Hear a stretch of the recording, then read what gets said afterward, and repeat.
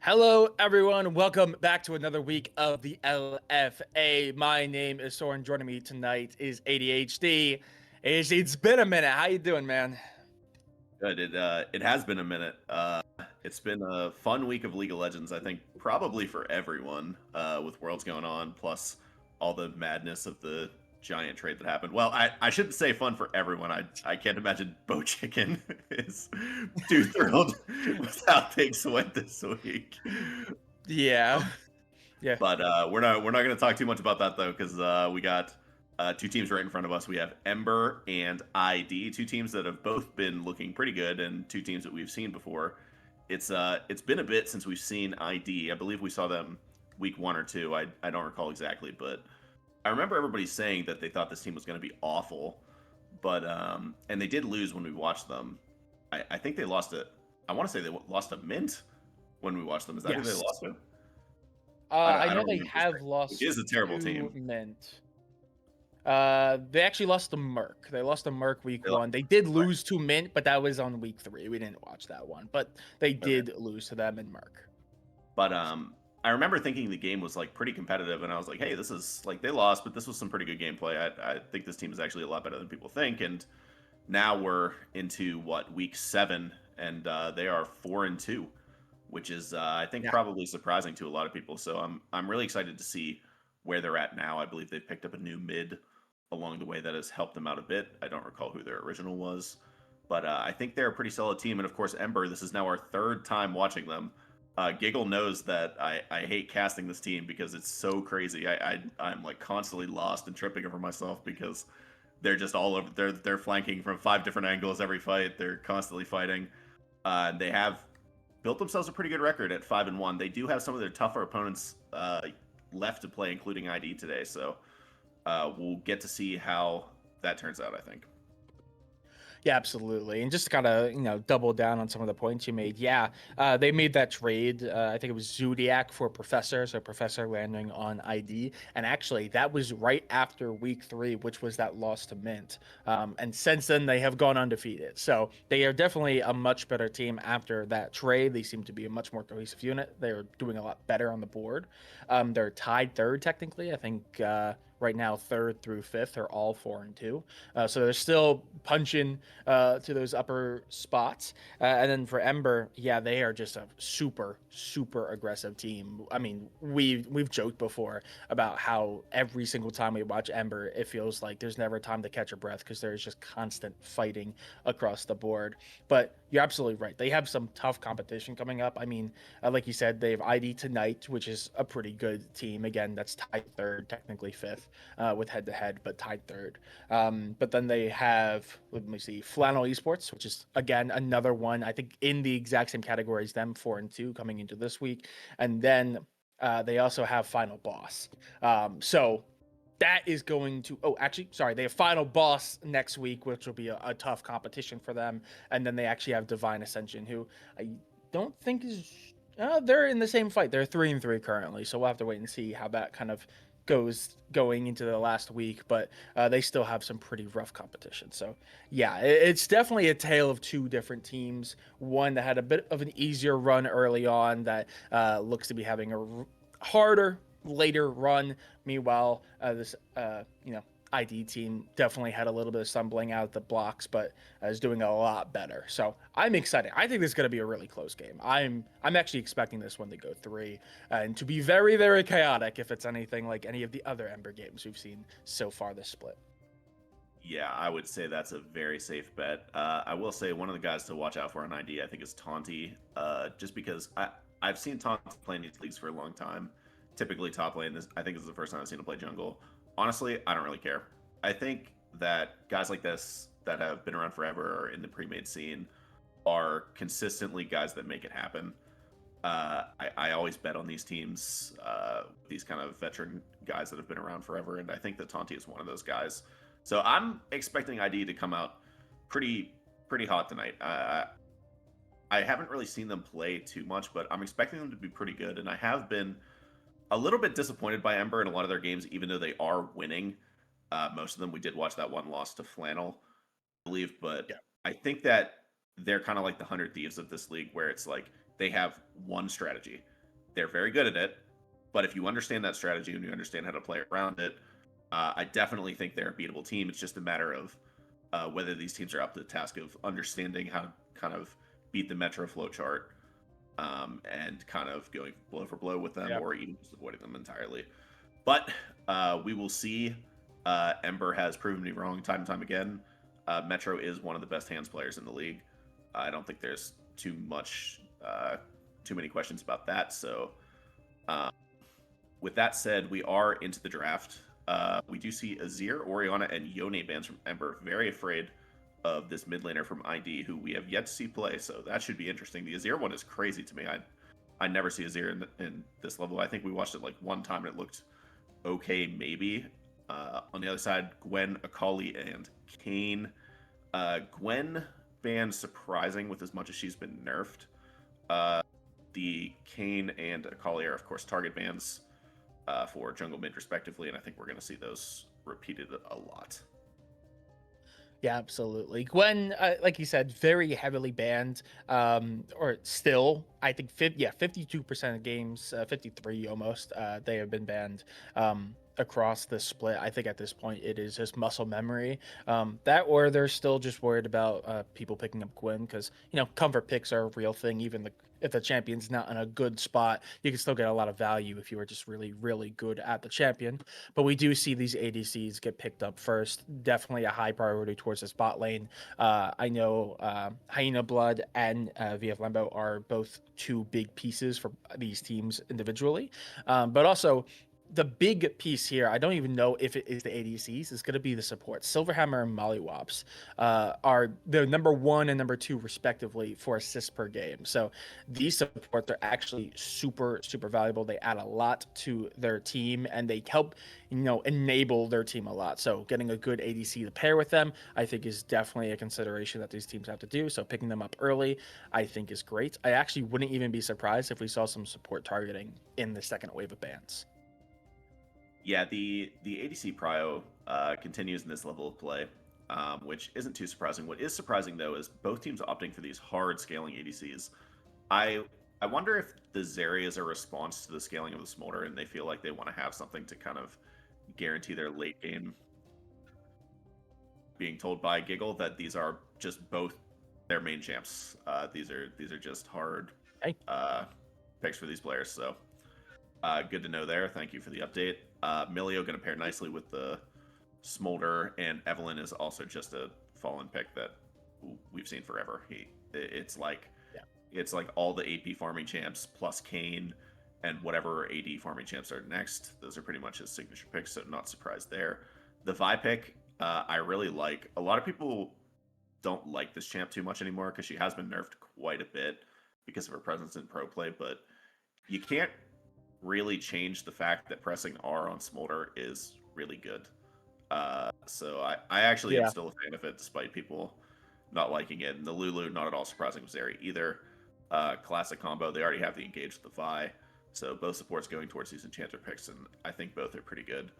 Honestly, especially compared to last week, which you weren't here, Soren, we saw some insane drafts. Maybe I've just been brought back to normalcy, but this is a much more normal draft. The Evelyn, not exactly normal, but that is a signature pick of Fallen. So I'm glad to be back to some degree of normalcy. Absolutely. And as we do go into the second wave of bans, I mean, nothing really changing all that much. We continue to see a lot of top focus from ID, as obviously that has not been picked up yet. That Yorick for that split pushing potential, and as well as Set for that more brawly nature. Meanwhile, Ember just full sweep across the board. Complete ban across all 5 for the mid lane, LeBlanc and Rise being the next 2. Honestly, this does put a very interesting position where ID with their pick.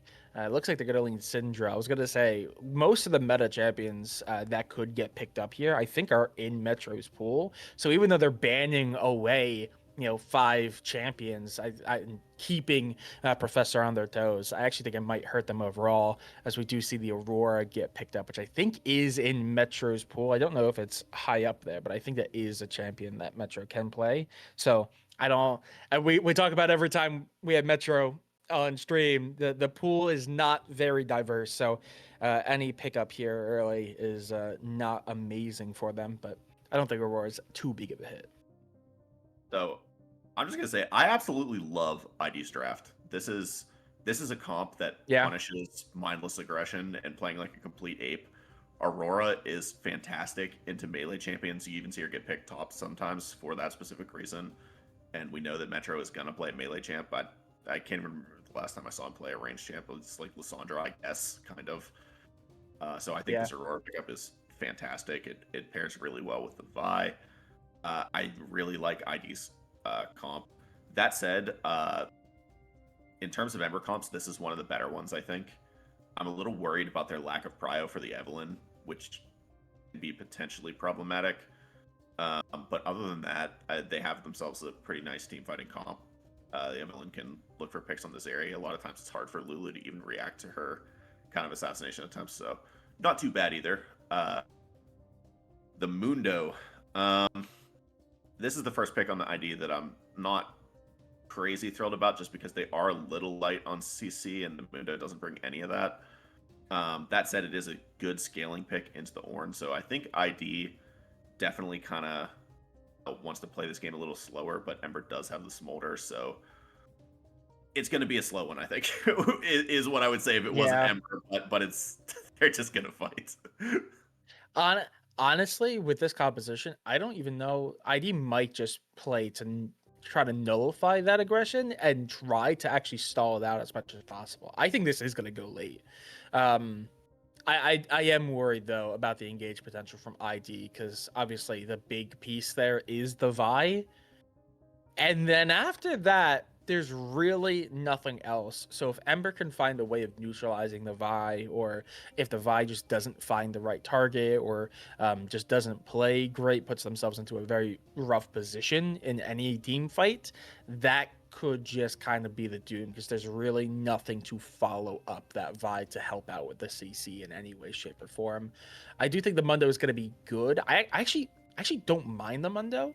There is a lot of potential here for Ember to go in, but obviously Dr. Mundo does have a means of pretty much just saying no to a random form of CC on an engage. So I think that they will find. I think it's gonna be very hard to gank Mundo, which means I think especially going up against the Ornn means it's gonna be difficult for them to deal with the Mundo.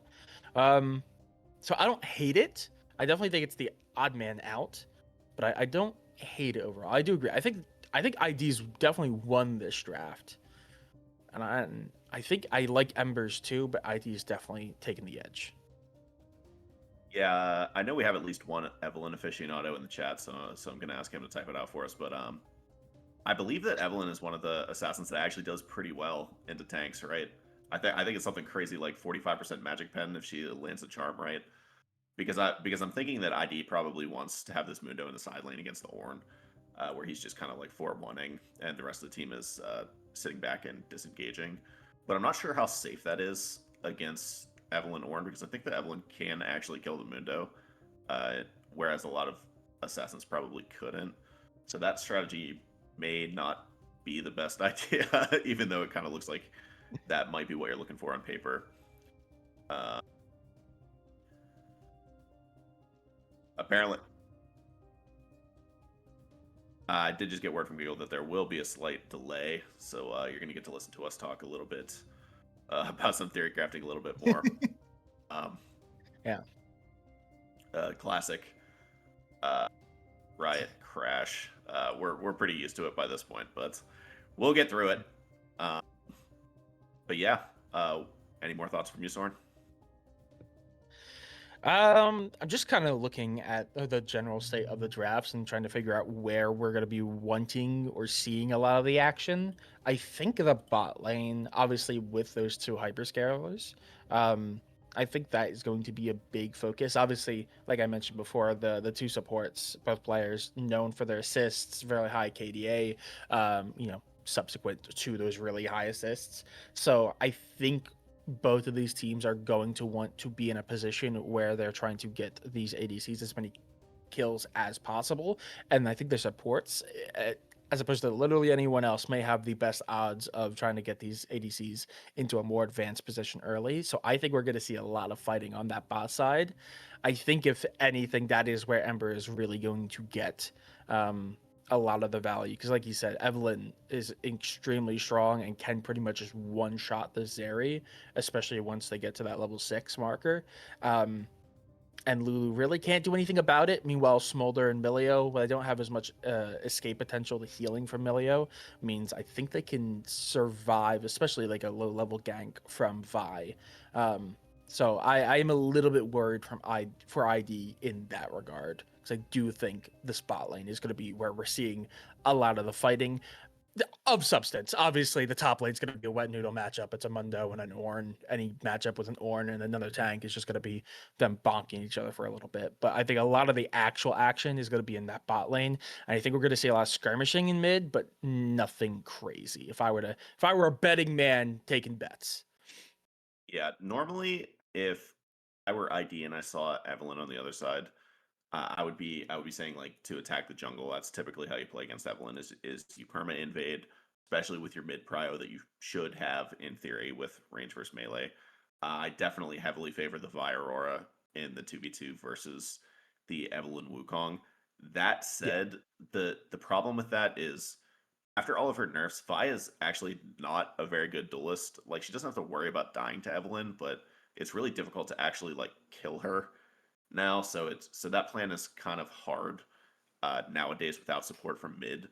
But if you're on the same page, I definitely heavily favor that 2v2, and I really want to see ID force these early objectives, get that first drag, get that first grubs, because I think that they should definitely have the power to do that.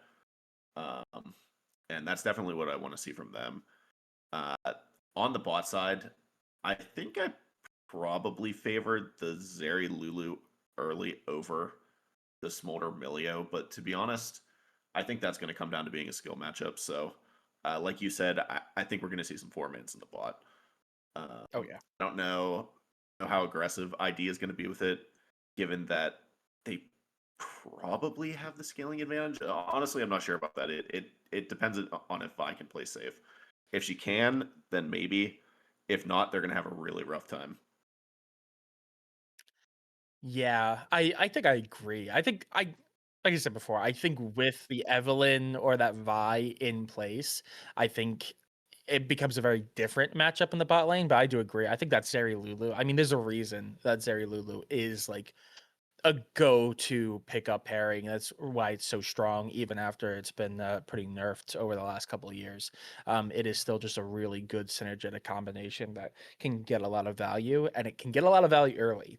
I mean, this pairing was the meta when those level 1 fights. I mean, during the entirety of Worlds 2022, T1 practically won by pretty much just going bot lane level 1, taking the fight early, and if they won, they won the game, and if they lost it, they lost the game.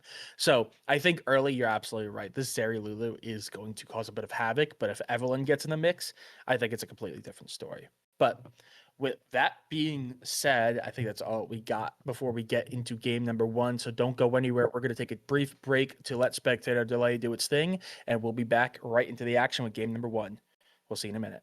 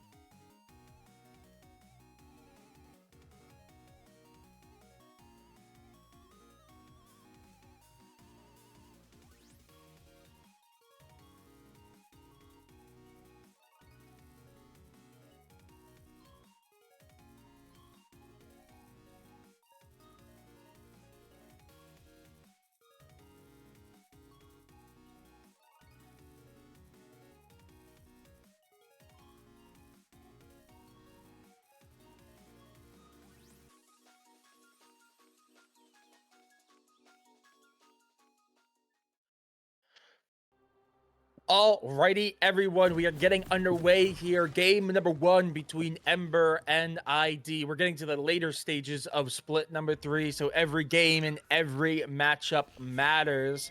Intrigued to see if we see anything coming out of Ember. Obviously, really no setup for any crazy invades, no Nautilus or Blitzcrank or anything like that, but they are known for their aggression. But it looks like we are just going to get a pretty standard 5-point here, neither team wanting to give away any advantage. Yeah, I think this is pretty expected from both teams. I don't really think either team has anything to offer at level 1. Fallen is going to go for a psychotic invader, though.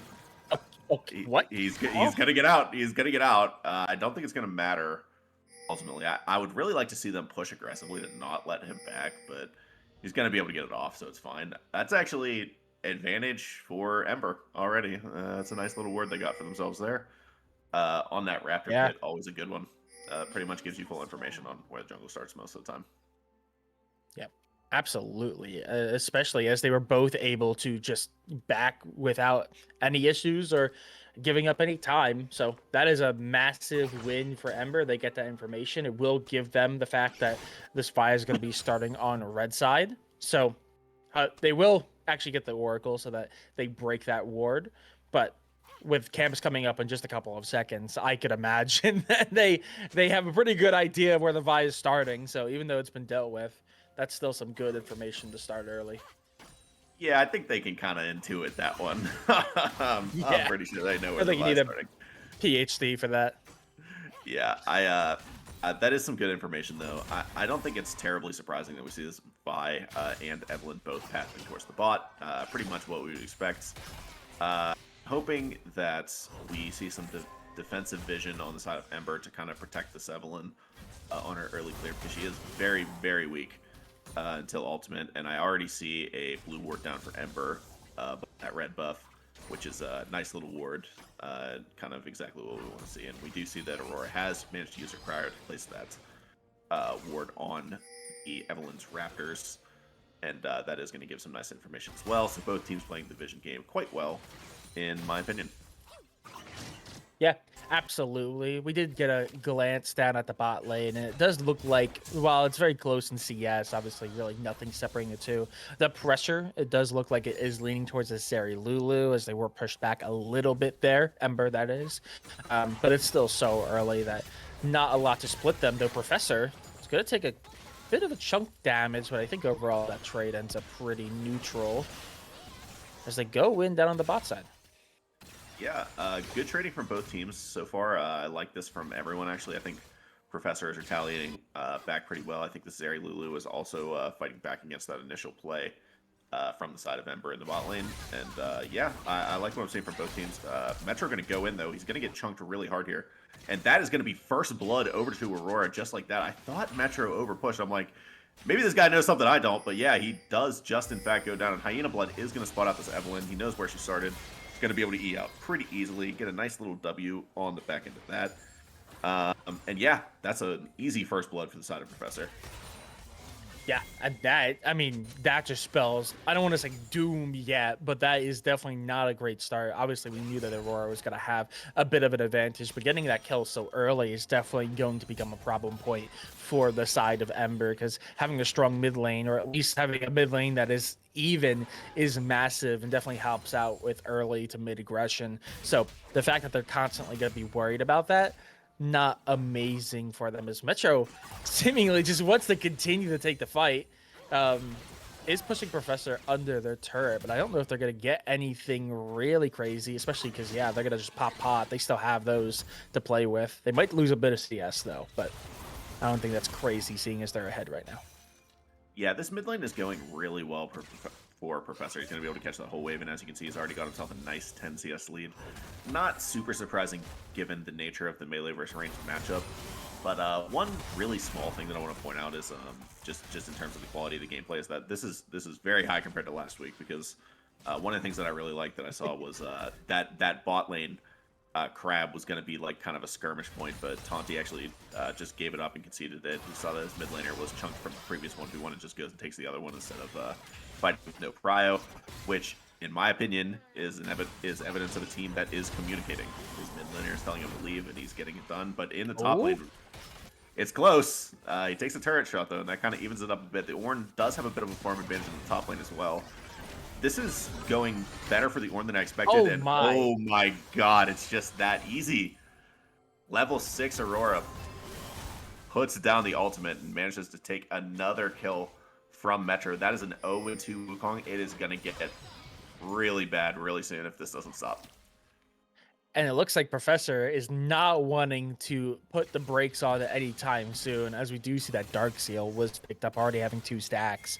Obviously not a threat yet, but it's definitely a big indicator of how Professor thinks that this lane is going to proceed throughout the rest of the game. First Drake is up, obviously, mid lane being so weak. That does make this a little bit tricky for Ember, but they might have the good timing with these backs coming out from ID, and they are in position. If they have the read, they might be able to go take it, but it actually looks like they're not. Taunty's going to go for a bit of a gank here, but it's going to do some damage. Pain. It's pain. It's pain. It's pain.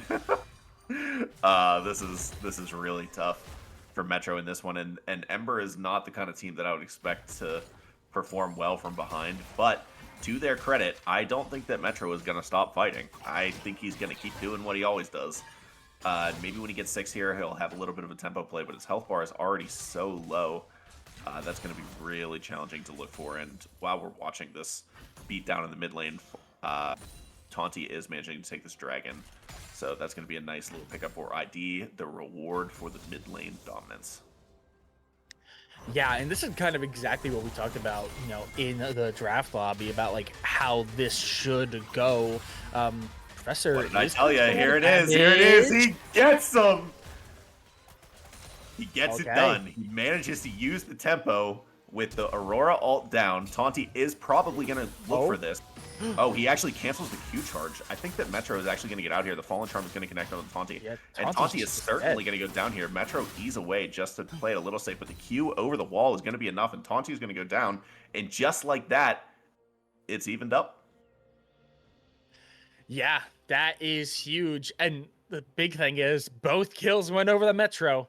So all that, you know, space that Professor put between the 2 and mid, I mean, it's now completely closed out. Notably, still a little bit behind on CS, but with this next wave, they should be able to catch up practically back on pace with this Aurora. And now all that space that they got is now down the drain, which is terrible for them. I mean, ID picking up that first Drake is definitely a good thing. It was Ocean, which is not an amazing soul, but a pretty good Drake. So I think ID is going to be very happy with that being first Drake. That does mean that there's obviously better souls to be played for later, but you're going to get a nice buff, a little bit of health regen. I don't think anyone will complain about that.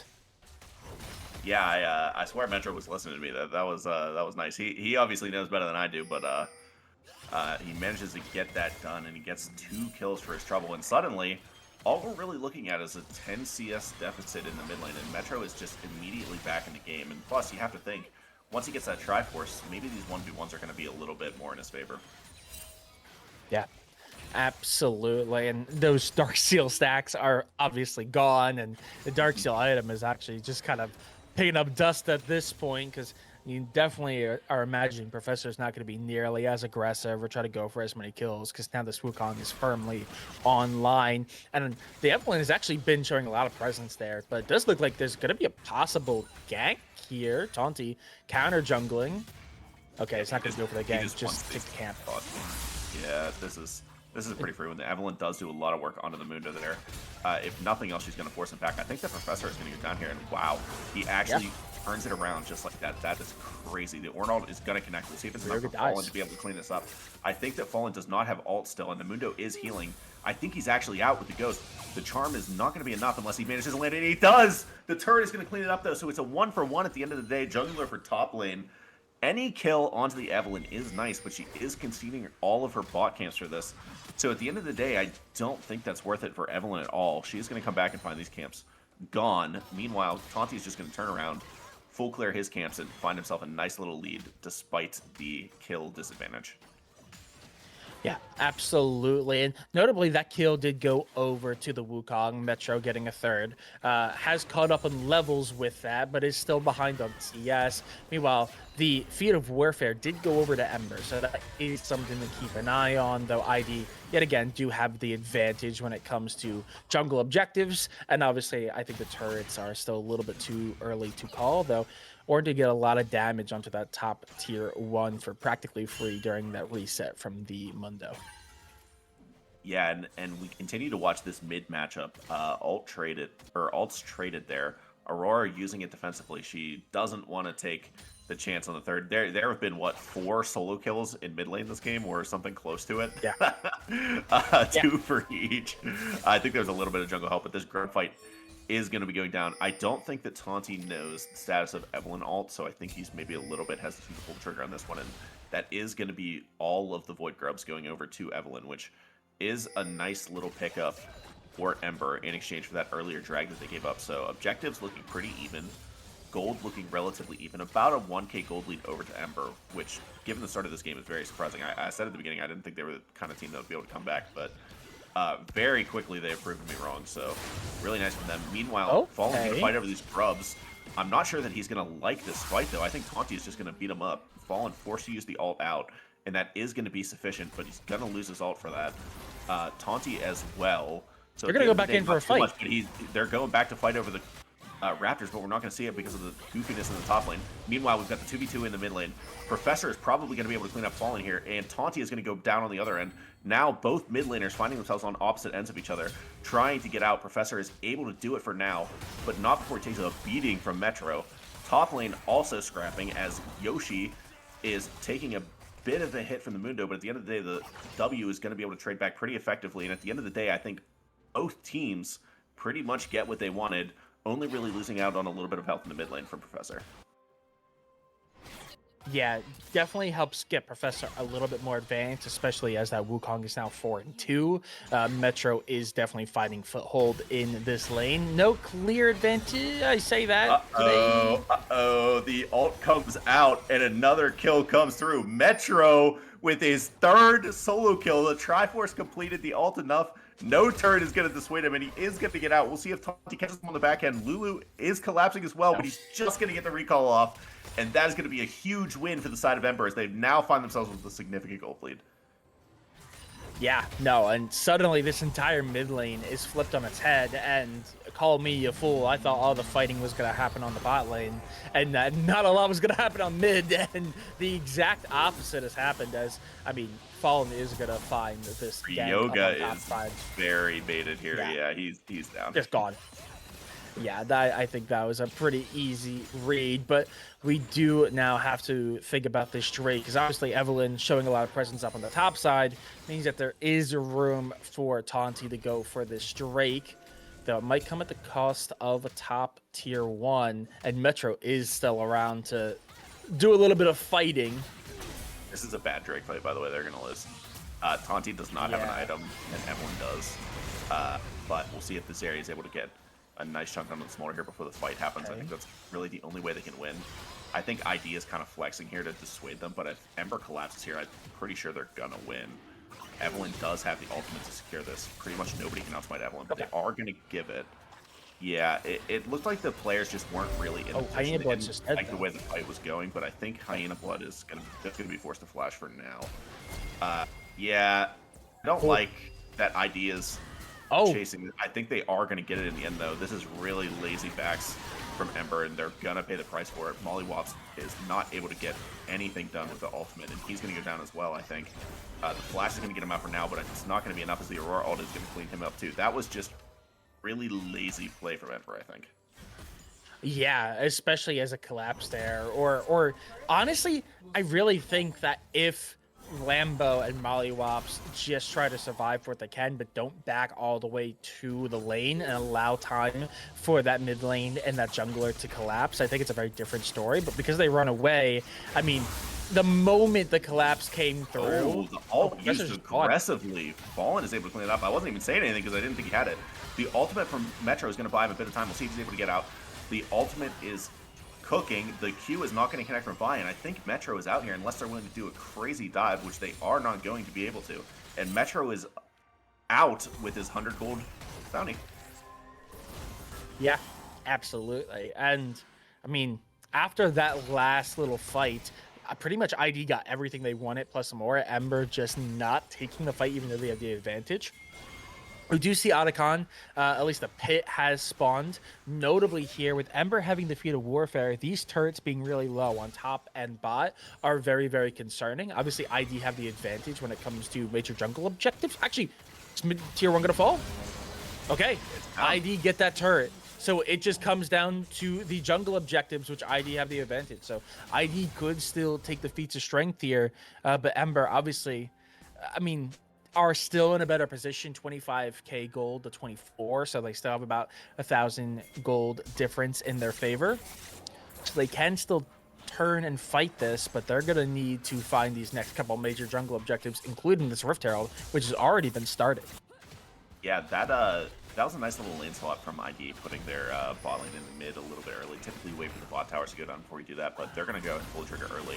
Speaking of pulling the trigger, we're on to the Ornn. The ult is going to connect. It's going to push away Fallen as well. The Ornn is out for now with the help of the Lulu, and they are going to turn around. Taunty is just going to go down. That Triforce is going to do nothing for his health. They're trying to get Ryoga here, but the health is going to keep, but the ultimate is going to keep his health nice and topped off. Hyena Blood with the flank. We've got the flanking Zeri, boys, and this is not going to look good for him. He is certainly going to go down here as Ornn is buying a ton of time in the backline. It looks like it is definitely going in favor of Ember for right now. I think that ID was really confused about how to play that fight. They just kind of got collapsed on everywhere, and that Zeri flank was madness. Just E over the wall. Yeah, and on top of that, they go and they start that Rift Herald, and Taunty turns to look to collapse in on the Ornn, but they don't expect there to be other members, including the mid laner from Ember, to just be sitting in lane. So they just get collapsed in on themselves, and it's really rough. Taunty's going to try to take this fight, and it's going to be close. They are going to win it. Oh my, but super weak. Mollywops is nearby. Can possibly? Taunty's out. Okay. That was really greedy from Fallen for no reason. He doesn't have the ult, so he just can't win the skirmish against the Vi. I mean, surely he knows that. He's played the champion pretty well. I've been impressed with his mechanics this game, and honestly, he played that fight pretty well too. It's just the decision to go back in is crazy. Speaking of going in, though, Hyena Blood is just pumping damage. The exhaust is not going to do anything. It's super late. Don't think it would have mattered anyway, and that's going to be a double kill for this area. The first real action that we've seen from the bot lane, aside from the kind of psychotic flank there, it's going to work out for him in the end, though. Meanwhile, more fighting from these mid laners. I think we might have another solo kill. He's going to accidentally take the portal back, and that is a dead Professor. He was cooking with that second jump back. I do not think that was on purpose, as he goes right back into the spinning monkey.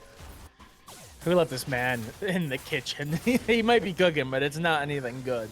But yeah, that is just another solo kill for Metro, which, I mean, I gotta say, if even Professor plays a little bit more passively or plays a little bit more safely, this entire situation can be so different, because Metro is a lot of the power and threat from this Ember team, and almost all of their kills have been from solo kills. I think 4 of them have been. And the others have just kind of been from fights that happen near their lane.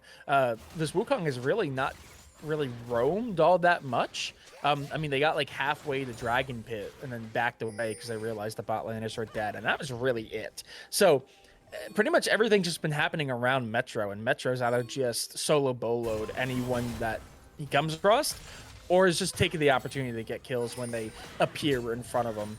But we do see Drake is up. It is the Infernal Soul to play for, so a lot of damage. It's one of the better Drakes. Not the best, but still a good Drake to play for. And obviously, ID want this. This Drake is going to determine who gets the feats of strength. Yeah, with the Aurora ult down, I definitely think that ID needs to give this one up. Fallen's going to be caught here, though. He is really ahead of the play. He is going to spook Taunty, though, with the kind of fake confidence. This for sure should just be Embers, but they've given up their positioning now. Aurora is coming back. I'm really confused about the play here. I think that Ember just has it now. The Ornn ult is going to be enough to keep them out as they finish off the dragon. Taunty is just Yeah. going to go down really fast here. He's down before the Zeri is even able to ult, and she is free firing for now, but this is definitely just going to be an ID win. They get the kill, they get the dragon, and Hyena Blood is going crazy, but they're going to look to fight this 4v5, and the Ornn is really low, but the Milio ult is going to be enough to keep them up. This is just a disaster from ID. They're forced to run away. Mundo is just going to be able to buy a little time. Honestly, if he dies here, the Baron is up soon. Fortunately for ID, I don't think it's going to be up soon enough to lose that, but this is a disaster of a play. Yeah, I mean, and I think that fight really is a big indicator of the real weakness that we saw with this ID composition. The fact that there's not a lot of engage tools here. I mean, Taunty is really the only champion that has it, and it's Vi. And that fight, Vi was so heavily targeted that they just kind of had to keep running away, and they weren't even able to successfully do that. So the moment that the Vi is dealt with, there was no means for ID to turn that fight, take a re-engage, and really find anything to give themselves a foothold into it. And with that being said, it just kind of collapses. ID lose so much. They lose the Drake. They lose the Feat of Warfare. They're now 5 kills behind, 5,000 gold behind as well. They've officially lost their jungle advantage that they got early on. And obviously, Metro is still doing really good. This Evelyn's now super advanced at 4, 3, and 6. The Smolder still has been given a lot of room to breathe and farm. So this Smolder, while not a problem now, is going to be a problem in like 5 to 10 minutes. And Ornn is Ornn. He's starting to get his ornaments. The first one has been picked up. Yoshi obviously gave it to himself. Fall Oh, in. fall What are in. you doing? Wow. That's the only thing you could do to throw this game. They're in such a commanding position. Now this should be ID's Otacon. I really want to see them force this. Yeah, just go crazy on this thing. Flip it. Like they don't have a jungler, just do it. Right in their face. Don't even care if you get wiped, just get the Otacon. It's such a strong objective. Yeah, and Ember is going to try to fight this. Aurora is going to go in really aggressively, and the ult out is nice, but ultimately Taunty is just going to go down again. And this is the part of the game where I harp on the build. Okay, let me give you some Vi knowledge. Triforce on Vi is not a bad item, especially if you're looking to kind of skirmish around mid and bait and play like that, which ID was. However, if you are primary engage on Vi, you cannot be building this item. Like, you must build Sundered Sky in this situation because you are the only engage. You build Sundered Sky into Stairs Gauge. Like, that's what you play in these kind of games where you're the primary engage. And because Taunty does not have those items, he's just dying immediately. Almost every fight that ID has lost, it has been Ember hard focusing him early in team fights because they know as soon as he's dead, there's no CC. It's like so hard for ID to play these fights when Vi is dead, so Vi needs to be living and she just can't do it. Yeah, the survivability is just not there to keep this Vi in the fight long enough to have really any impact. Obviously, having a really rough game, 1, 5, and 5. Evelyn now 4, 4, and 6. I don't know what Fallen was doing. I think it's a real big indicator of how bad of a play that was from Fallen to start that entire sequence. That I just kept talking. I didn't even register that Fallen had jumped in there.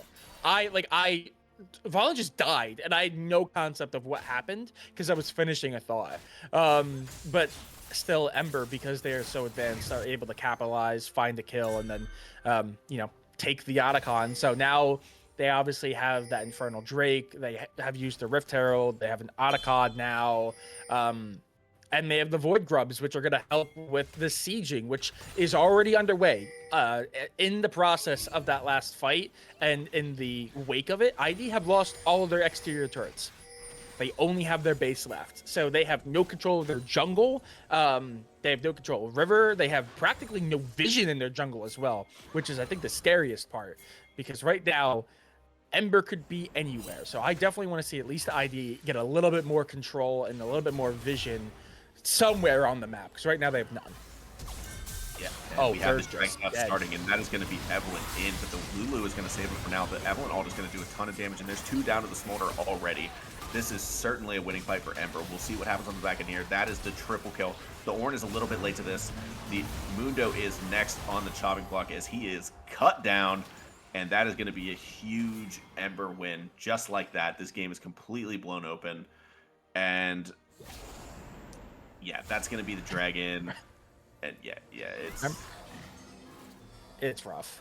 Remember, like 5 minutes ago, when I was like, "Yeah, this is rough because this Smolder, while not ahead, in 5 to 10 minutes, they're going to be a real problem." Hey, it's 5 to 10 minutes later. This Smolder is a real problem, by the way.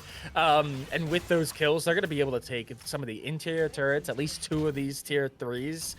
Drake is going to be taken in the process, and ID, I don't think they could do anything. Yoshi is super tanky, so if they want to take this fight, Yoshi's going to be able to get away. Metro, obviously, with his clone, is going to be super safe here with the extra mobility, but they are trying to collapse in on him.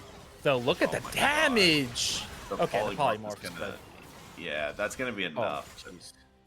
That was a lot of damage really fast. That is a bit of a freebie given over by Metro there, but um, I'm looking at the items real quick, and somebody in chat correct me.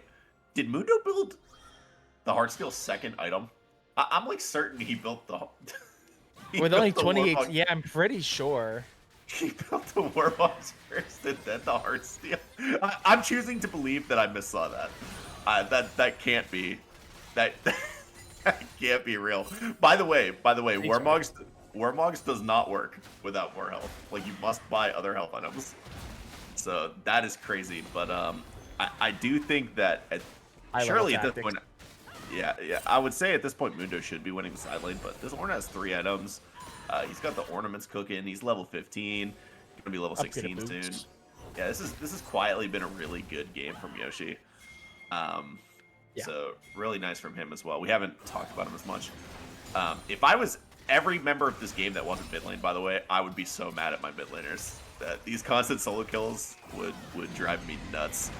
Watching them ego each other like that. But Taunty is going to go in. The Q is not going to connect. VF Lambo was going to get ulted, but ultimately there's nobody there to follow him up. It's too late. The Zeri is forced to really overextend and gets exhausted right in the face of the Ornn. This is certainly going to be difficult for him to get out of. Fallen is in the backline. He's able to just barely get the kill onto the backline, and this is going to be it. I think Ember is going to be able to clean it up after this. Professor is able to clean up 1, but that's a triple for the Smolder, and I think this is the last breath for the side of ID, and we're going to be going into game 2 with Ember 1-0. Yeah, so Ember was a problem a couple of minutes ago, right about that 5-minute mark. Remember when I said that? We're now like what, 7 to 10 minutes in, and the Smolder's far more than a problem.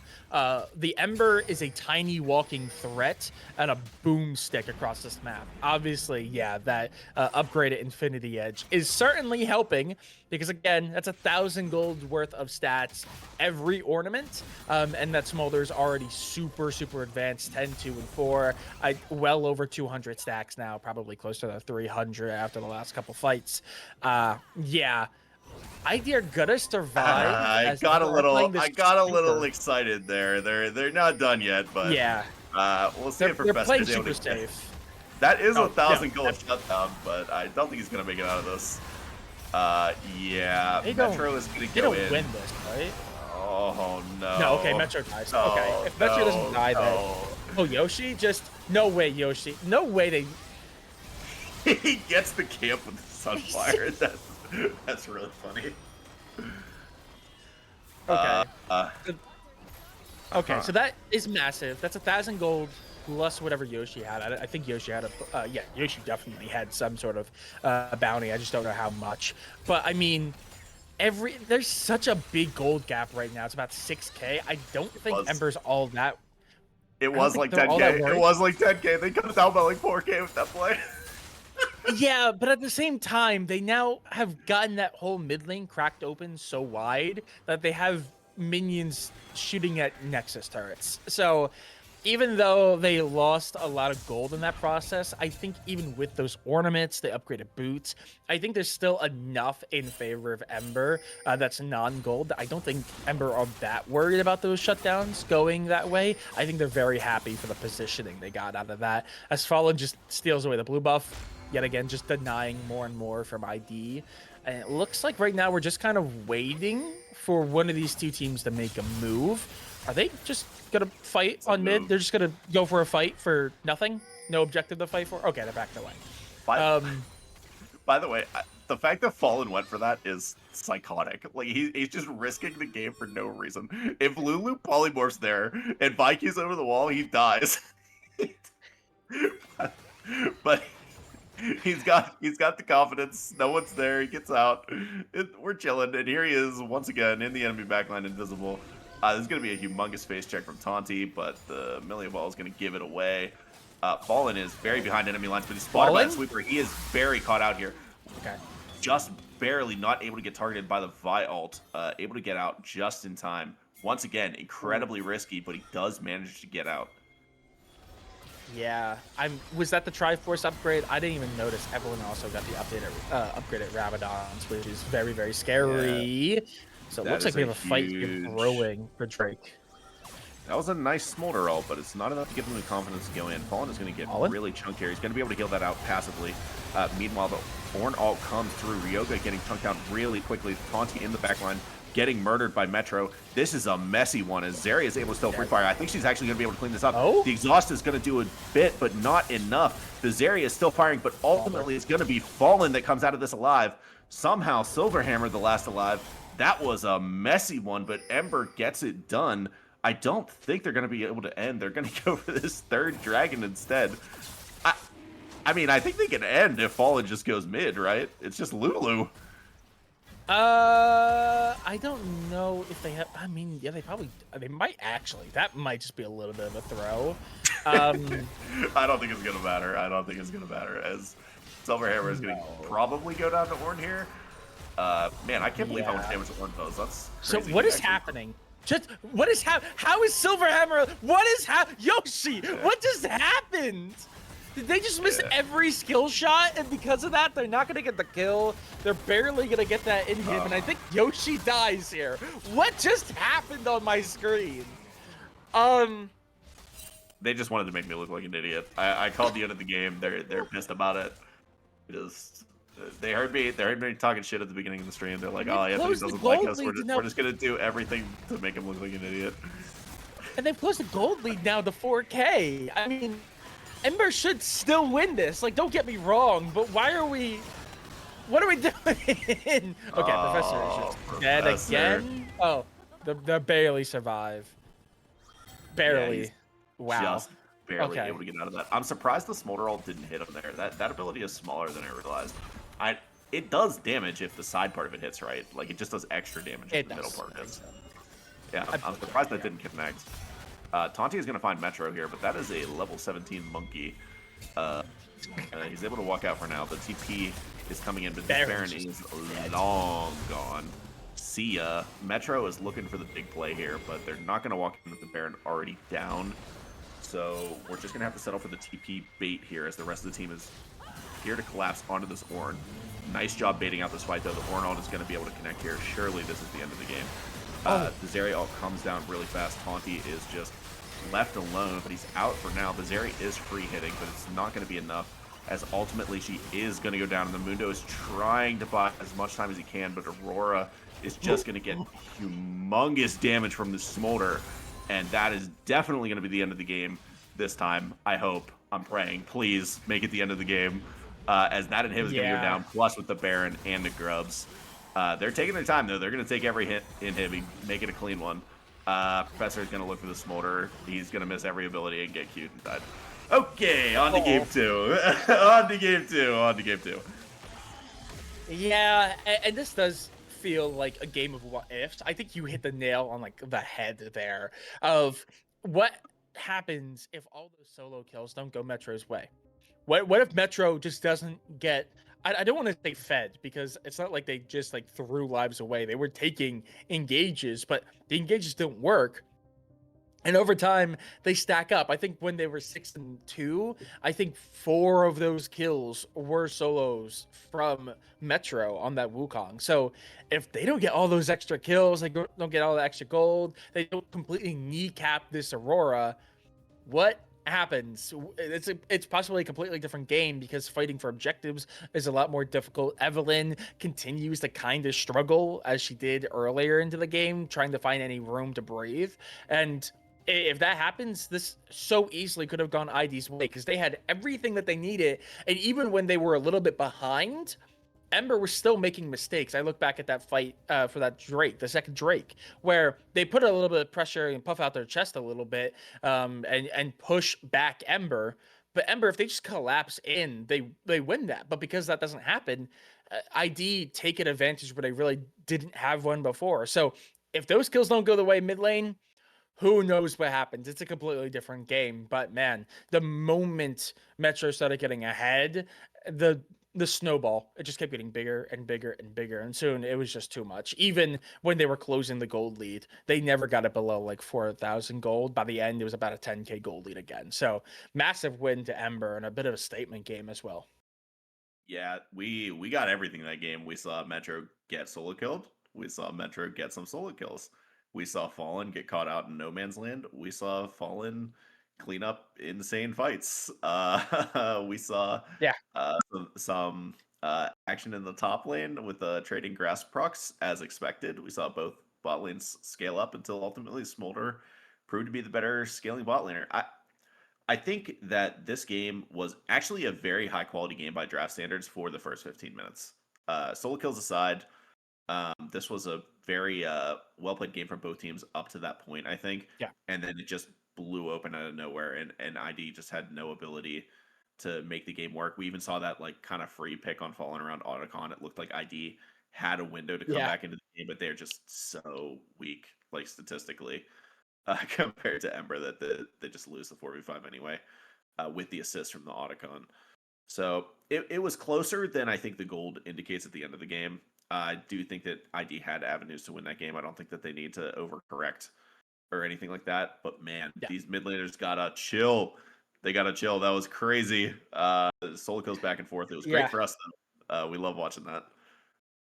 Yeah, absolutely. Chaotic games. I don't think it was nearly as aggressive as previous Ember games. I think they were a lot more methodical with the aggression, except Metro. Metro was kind of just running at them, but in his defense, after a certain bit, it started really working. So, I mean, say what you want about it, but it works. But with that being said, that is game number one in the books. Ember are going to take a 1-0 lead in the series, but obviously it's a best of three, so there's at least one more game to watch to see how this could come to a close. So don't go anywhere. We're going to go into a brief intermission, and we'll be back with game number two.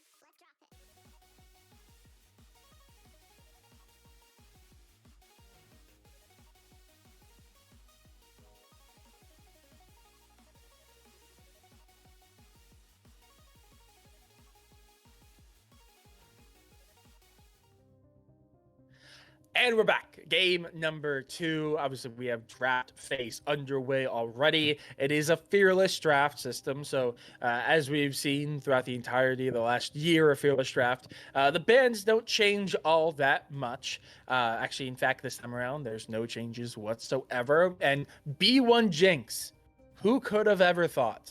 Such an out of the blue play, crazy. We've never seen before. B1 Jinx is going to be the pickup respond in kind with Tristana, which I don't think Tristana is the go-to secondary ADC, but I think is very much up there, and I think is a pretty good response to Jinx, one that we see very often, especially here in the LFA. So not all that surprised. Lilia, another high presence champion, but I don't think is Yeah, crazy to see out there. we're not surprised by Lily either. That's another fallen champ. I do think that Tristana is one of the better answers into Jinx. She scales similarly. She has similar reset stuff, and she's able to kind of beat her up early sometimes if you pair her with some kind of engaged support, which I'm hoping they do. Although oftentimes that can be a little scary into the Karma. Not a fan of playing Nautilus into Karma. It can be really difficult if the Karma is good, but if the Karma mispositions once, you always get a free kill. So can lead to some pretty volatile games, which is exactly what we want to see. The Volibear locked up. He has been nerfed a lot now. Yeah.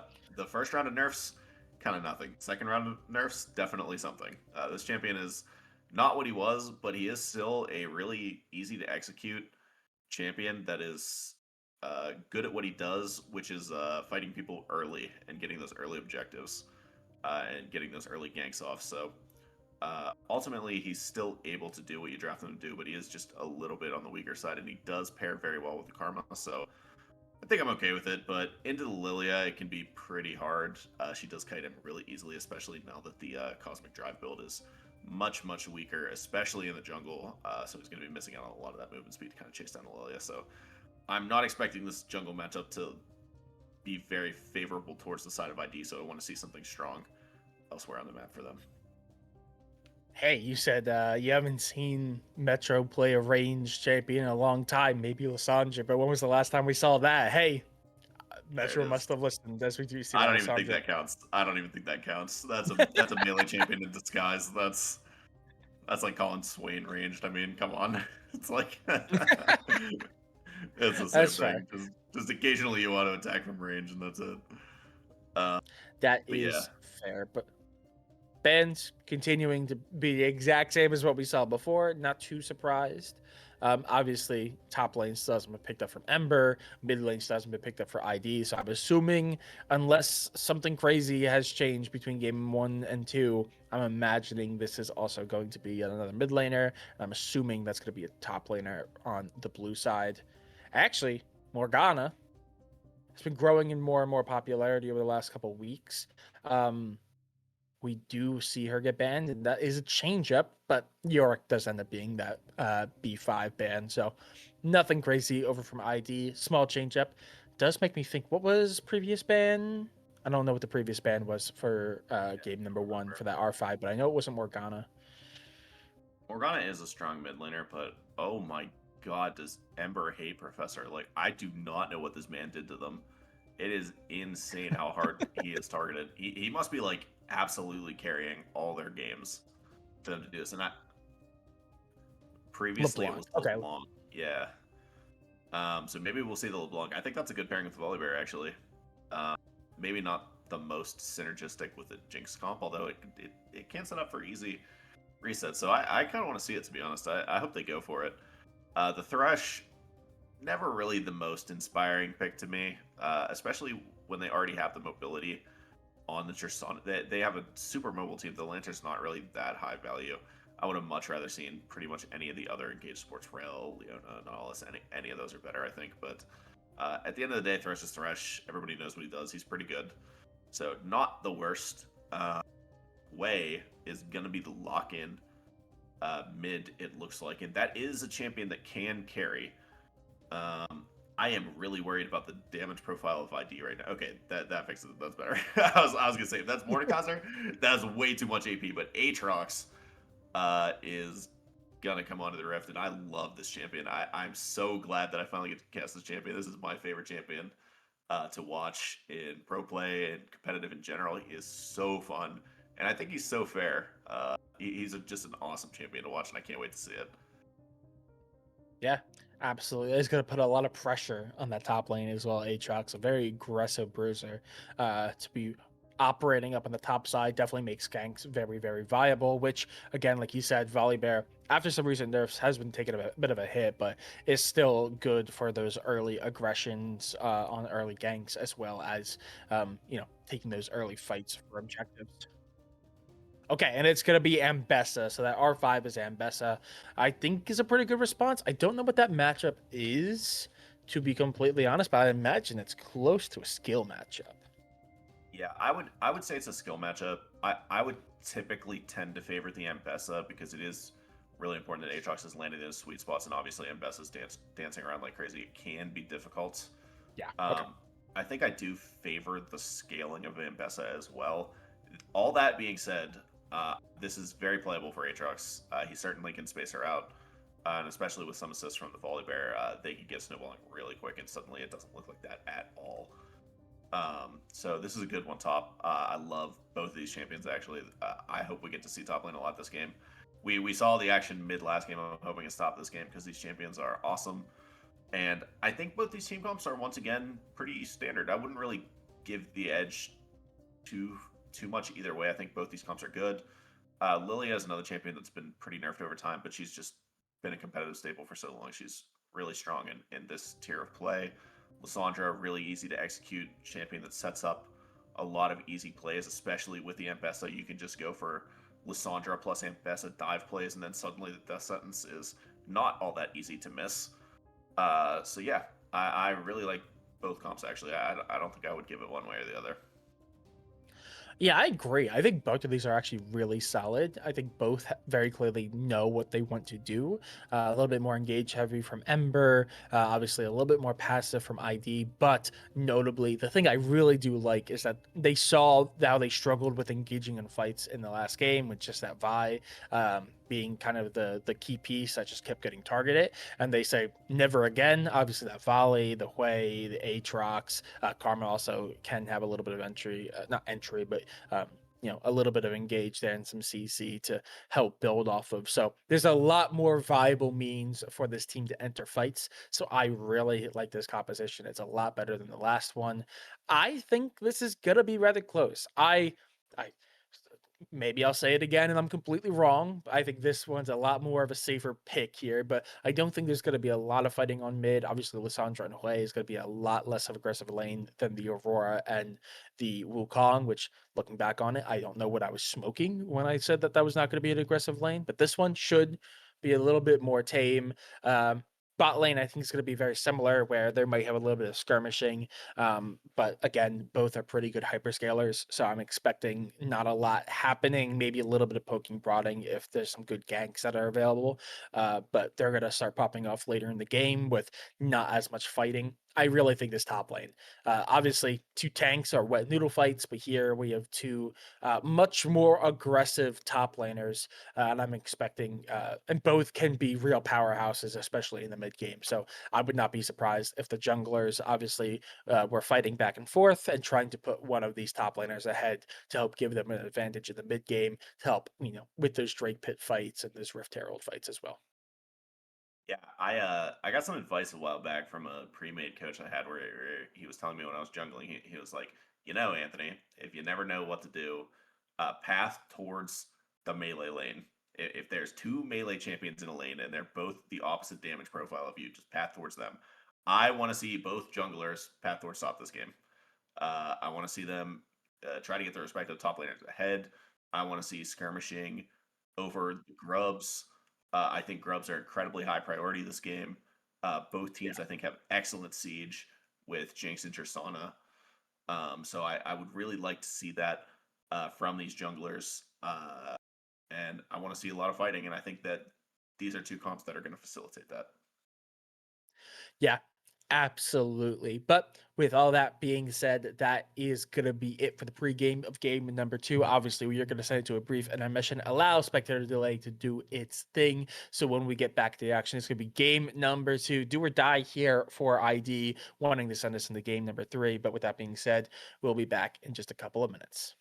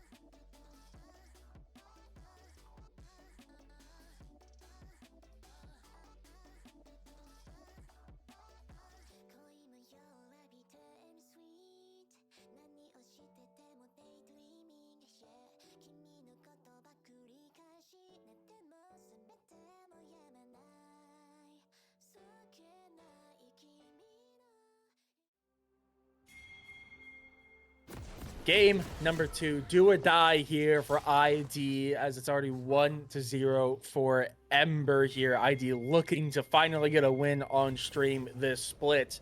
but it's gonna have to be a bit of an uphill battle as this Ember team looking really, really good. And I mean, pretty even draft here. No clear defining winning side, but obviously with the Thresh in play, there's always going to be a little bit of shenanigans going on. Obviously, the 5-man stack. It's going to be towards I this bush love this look, but Ryoga. I hate the execution. I love the look, but I hate the execution. They did not walk in there together at all. It was a great look because I was saying earlier how important this top matchup is. That would have been an excellent way to start this game. Put the Aatrox back in the fountain before the minions even spawn. But Thresh pokes his head out through the bush before anybody else is there, and they're able to get out. He doesn't burn his flash.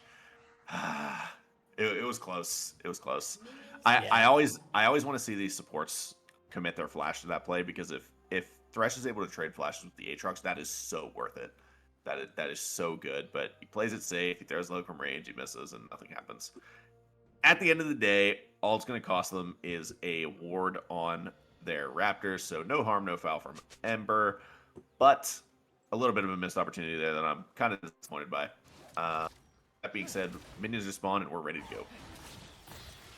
Yep. 5-point across the board. We see both junglers start on the bottom side of the map, which pretty much tells us exactly what we expected, that there's going to be a little bit more of a presence towards this top side, especially as they're going to be finishing their clear up there. Professor, having to already pop pots. No. Professor, what are you doing? Taking a lot of shots there, barely getting out as the pressure from this Lissandra just a little bit too much to overcome. Professor having to back away. He's not going to reset yet, though, but very low on health. No pots available anymore. Yeah, I want to see Yoshi trade really aggressively here. Aatrox really sucks until he's level 4. At level 4, he gets a little bit of extra cooldown on his Q, and he can actually, like, retaliate. But that is going to pull him under the turret. Silverhammer going to take a turret shot for his trouble. It's really important that Karma stays healthy because she needs to be in this lane to, like, poke constantly. That's how you win on this champ. So that's actually a pretty decent deal to get that little bit of a trade. And it does soften them up a bit for the Tristana engage. Metro is going to get traded back onto a little bit as Professor is kind of able to even out that mid lane matchup just a little bit. Yeah, absolutely. The healing definitely does help. Gets him back to pretty much neutral. Potion had to be used as well from the Lissandra. So overall, pretty neutral game state there. Meanwhile, exactly what you said, you know, Ryoga being pushed under turret as the Aatrox really not being able to get much of a foothold quite yet. Not too far behind, you know, 12 to 13 CS, but Yoshi definitely in a little bit better position overall as both junglers are going to be wrapping up their clears here practically at the same time. Interesting to see if we're going to see a skirmish happen for these scuttles, or the first scuttle. So I imagine this bear is going to hop onto the turtle first. Yeah, I imagine that we're going to see the Holy Bear get here first. The Lilia clear is a little bit slow, to be honest, but it's going to cost her. But I don't think that she's aware, and she is just going to kind of walk into the Volley Bear here.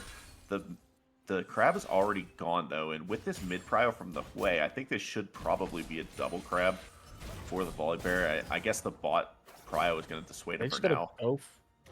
Yeah, this is a bit of a weird look. I don't know where the Volley Bear is going. I guess he's looking for maybe a top play, but it is warded out, so I think Yoshi is going to be able to get out of this one, but he is pulled back for now. That's a nice trade for Ryoga. Volley Bear should be able to at least push this wave out and get him a favorable recall. Go push the wave out. Go push the wave out. Don't stop. Meanwhile, Molly in the mid lane. We'll see if the predict is here. Ooh. Professor knows. He knows the length. Just read like a book. Yeah, absolutely. But recall does come through from the Volley Bear, just puts a little bit of pressure onto the top lane, does force the recall from the Ambessa, though that really isn't all that much, as Ryoga pretty much just sits in lane, finishes. Is this a replay? He's just back. Okay, that was goofy. Molly just walks into lane to say hi, I guess. Wave hi, and take a shot, and leave. As the fighting begins up on the top side, level advantage for Yoshi here. Yeah, Aatrox is going to be able to clean up this wave, though. Yoshi is able to stack up a little bit on this grass, so maybe you could say he's getting a little bit of an advantage early, but not too much of a difference between these two players. Farm going to be evened out with that one, exactly even, actually, so both these players, I think, playing the champs pretty well. Ambessa actually able to dodge through that Aatrox Q3 critically, which is a nice one. It's gonna prevent the Aatrox from healing up a little bit and prevent the Ambessa from taking some damage. But the first play of the game looks like it's going to be mid as Metro is chunked out. The Volibear E is not going to be enough as Metro is going to be able to walk it out and he is going to be able to hold on to his flash. So far, it's still a 0-0 game. Both teams playing this pretty smart. Ryoga taking a lot of damage here, though. He kind of needs his jungler here to fix the wave, and Tanti's camps are topside, so he should be able to do just that. I'm hoping Yoshi doesn't get too over-aggressive here. He should know where the Volibear is. As both junglers tick over, or as both top laners tick over to level 6, both junglers should be here, but it looks like it's only Fallen for now. Yeah, Fallen up on the top side. Obviously, both on the top side does mean that that bottom is open. Obviously, Drake is available, but neither team seemingly want to fight for it quite yet. No information. Is that is going to be the dead? first big engage of the game. Ryoga is dead. No flash. We must have seen that burned off screen. Really lazy recall from the Aatrox there is going to mean first blood for the Ambessa. Fallen not really needed there. We're calling that off a solo kill. It actually was a solo kill. I'm realizing he didn't actually touch him. Yeah. Yeah, that is actually huge for the Ambessa. Gets the advantage early. Obviously gets a whole extra wave on top of that. So that is going to be real nice. It's just going to put Prio to the top lane. Mid lane, still pretty neutral. And with this roaming Thresh, I'm assuming we're going to see a pretty fast clear here on the bot side for the Lilia. And then a push towards this Drake as it is still available. Volibear, I think, is going to be noted by that ward, so they'll know that they're leaning towards topside middle at least. Yeah, Volibear really needs to make his way towards the bot side. He's got all his camp spawning dragons down here. There's nothing for him on the top side. Wards everywhere for blue side on this bottom side of the map. I would like to see an invade onto this Lilia. They should know that he's in the area. They are going to find him. It doesn't seem like they have enough, though, and the Thresh is enough to dissuade them. Every time Molly leaves, though, I feel like it makes the game so hard for VF Lambo. Oh, this is rough positioning here. Okay. Yeah, they are caught. Molly is definitely going to go down here. Metro is a little bit late to the play, but the Way ult is going to get it done. Hyena Blood is not able to reset, though, so it might be done for now. The exhaust into the Karma root is going to be a lot, plus the trap over top. This is a big win for the side of ID, 2-1 so far. I think we might see a little bit more, or maybe it's just going to be the dragon, but they're going to get themselves 2 kills, and they're going to get themselves the dragon. Yeah, the push up there from the bot lane makes that a very difficult position as they're just kind of squeezed out, no room to leave. And in the end, Molly falling down early is just kind of the death nail there. Fallen really has no room to leave as well. It's just a rough fight and rough position for them that is going to cost them the Drake. Meanwhile, up on the top side, Yoshi is going to try to take this fight. Does have flash advantage here as Ryoga still has not gotten theirs up, but it looks like it's just going to do a little bit of trading, get a nice chunk of damage, reset the lane. Meanwhile, resets come practically across the board for the side of ID, as Fallen's going to try to at least steal away these grubs, but is going to be spotted by Ryoga. Yeah, Fallen should be able to get this. There's no Aatrox ult, and Metro is here, so this should just be 3 grubs for the side of Ember, off of the little bit of top advantage that Yoshi has bought for them. It looks like that's going to be at least 2. They are going to be here for the third. Professor is here, and so is Taunty, but it's not going to be enough. They're just going to get all 3 there, as ID is just kind of wasting time to contest an objective that isn't there. Yeah, not sure how I feel. Professor is going to get stuck and dragged out, but I don't know what's going to come of this. Metro taking a big chunk of damage. Yeah, the karma value is just so much higher than the Thresh right now. The Jinx Rocket? Hello? Nope, nothing. Drive by. Not a bad try. Not a bad try. The Jinx is laning pretty well with the help of the Karma, and Molly, as a matter of fact, has built himself a nice little advantage. I like that Molly is being active on the map, but my god, he is level 5 still at 10 minutes. He has got to get level 6 at least. Please, I'm begging you. The Barrow Classic being like 3 or 4 levels under everyone else at the 10 to 15 minute mark. Yeah, these wards are not safe to clear. VF Lambo is certainly going to be able to jump out of this, but he actually takes his time. The Jinx traps are set up. He's forced to flash. That is crazy. I can't believe that was as good as it was. Tristana is going to lose her flash for that, which really sucks. Yeah, that is rough. Is Metro just dead? Oh, no, stasis. Oh, okay, it's gonna be close. Never mind. Ooh, a nice play from Professor. That was clean execution there. And that's the feat of warfare going over to ID. By the way, all 3 of those kills, I don't think we talked about it, have come through Professor. Professor's 3-0-0 right now. Yeah, and Which is kind of terrifying. Wei is no slouch in the damage department. He is one of those mids that actually does pretty good consistent damage. A little bit of a fight over the crab here. The smite is gonna go the way of Fallen, I believe. We'll see at the end here. Wow, it does go the way of Taunty actually, but I can't believe that Lilia already outtrades Volibear. This Volibear champ sucks, man. Like, if he can't fight Lilia in 11 minutes, it's that's tough. And it's gonna be Triforce Volibear. I much prefer this to the Cosmic Drive build, but I'm not going to say it's good. That seems... I'm not up to date on Volibear builds, so maybe I'm missing something. Somebody in the chat can let me know if that's normal now, but it's definitely not bad, but it does seem a little off to me. That's a very long 0 seconds, Riot. I will not lie. Uh, definitely. Okay, there we go. Expect the typical spectator delay pause in just a moment. But with that being said, general state of the game, ID definitely do have the advantage early, about actually just a little bit above 1,500 gold lead. But like you said, this volley is definitely already kind of falling off. Lilia is out trading them.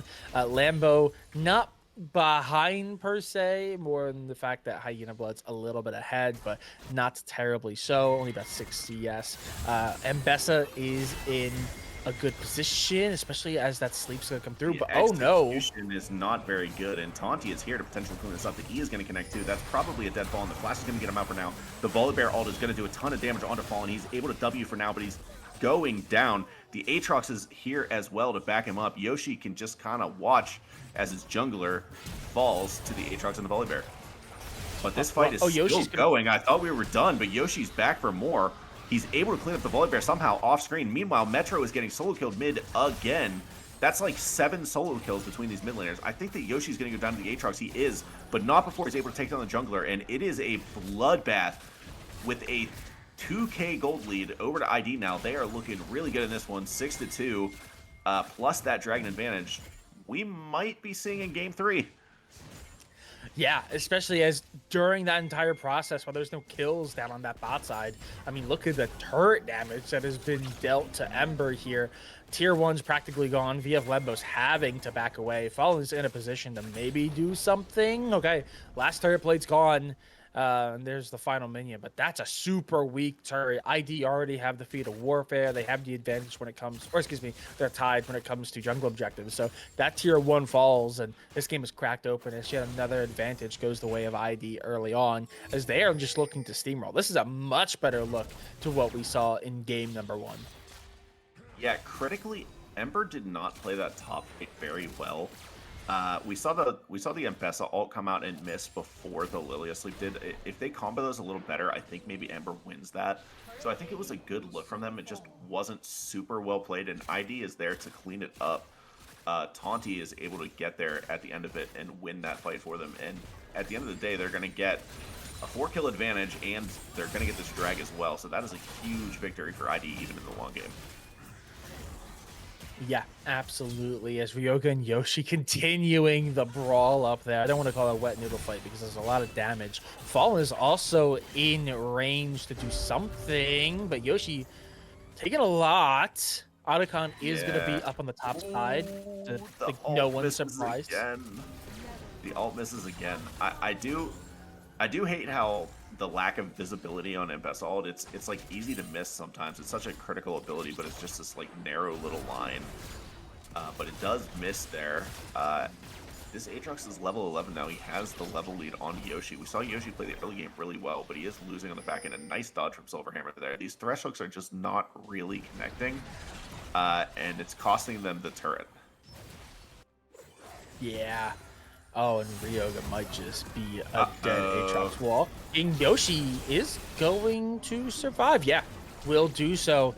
That's a massive kill going over to the Ambessa, puts this Ambessa in a good Ember is position. going to go for the play while Jinx is looking top lane, but Jinx is somehow still going to win the fight. I want to see them finish off this turret real quick. They're just barely able to not get it. Mollywops and VF Lambo walk out with a sliver of health, and they are going to be able to collect Silver Hammer, so that is a win for Ember for now. But I think Jinx is going to be able to get this tower as Tristana is going to be forced to back, so I'm not even sure who that favors in the long run. I'm going to say probably ID if he's able to get this tower.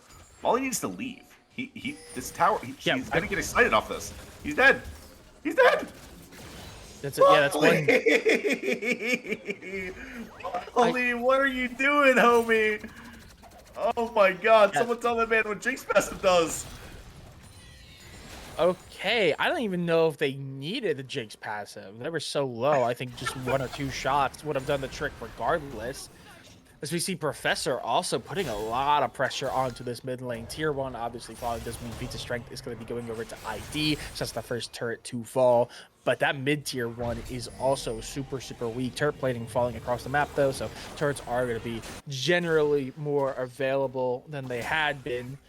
But we see Metro going to be holding the line here. I don't know how much they're going to be able to do in this circumstance like this. That turret is able to get a nice little trade, but the tower does go down. The flash in is kind of psycho. I think Professor's going to win this, especially with the help of Silverhammer. This pathing is so bad, though. He doesn't even need it. It's another solo kill. Make it 8, folks. 8 solo kills in the mid lane. It's not real. 10 stacks in the Darksteel for the Hui. It just doesn't stop. Yeah, 5-0, by the way. The Hui is a problem. Luckily for Ember, I think this is very scary, but luckily for them, hasn't really left mid. Has not done a lot of roaming past either of the pits for the jungle objectives. So the Hui has been a little bit quiet, despite the fact that the Hui is so advanced. I think for Yoga is just dead, though. Yoshi in a really good spot. Yeah, Alt's traded in the top lane, but for now he's going to live. And meanwhile, Molly is caught again, and he's definitely going to go down. VF Lambo is not really doing any damage to this Volibear. He is super tanky. Molly Wobbs is going to go down in the end. VF Lambo is firing onto the Karma, but he's still going to be forced to flash out from that route. This fight is super messy as the Volibear is put to sleep. The Jinx is going to be able to reset on VF Lambo. We'll see what he's able to chase down. Fallen is running away, but he's behind enemy lines, and I don't think he's going to be able to get out, especially after that Jinx W. And that is going to be another win for the side of ID. Professor picking up another one. And this is definitely going to be a dead Yoshi, as well as all 5 members of ID are here for the class. And they get it done. This is going to be the last tier 1 going down to the Drift Herald. This one's looking like it's in the books.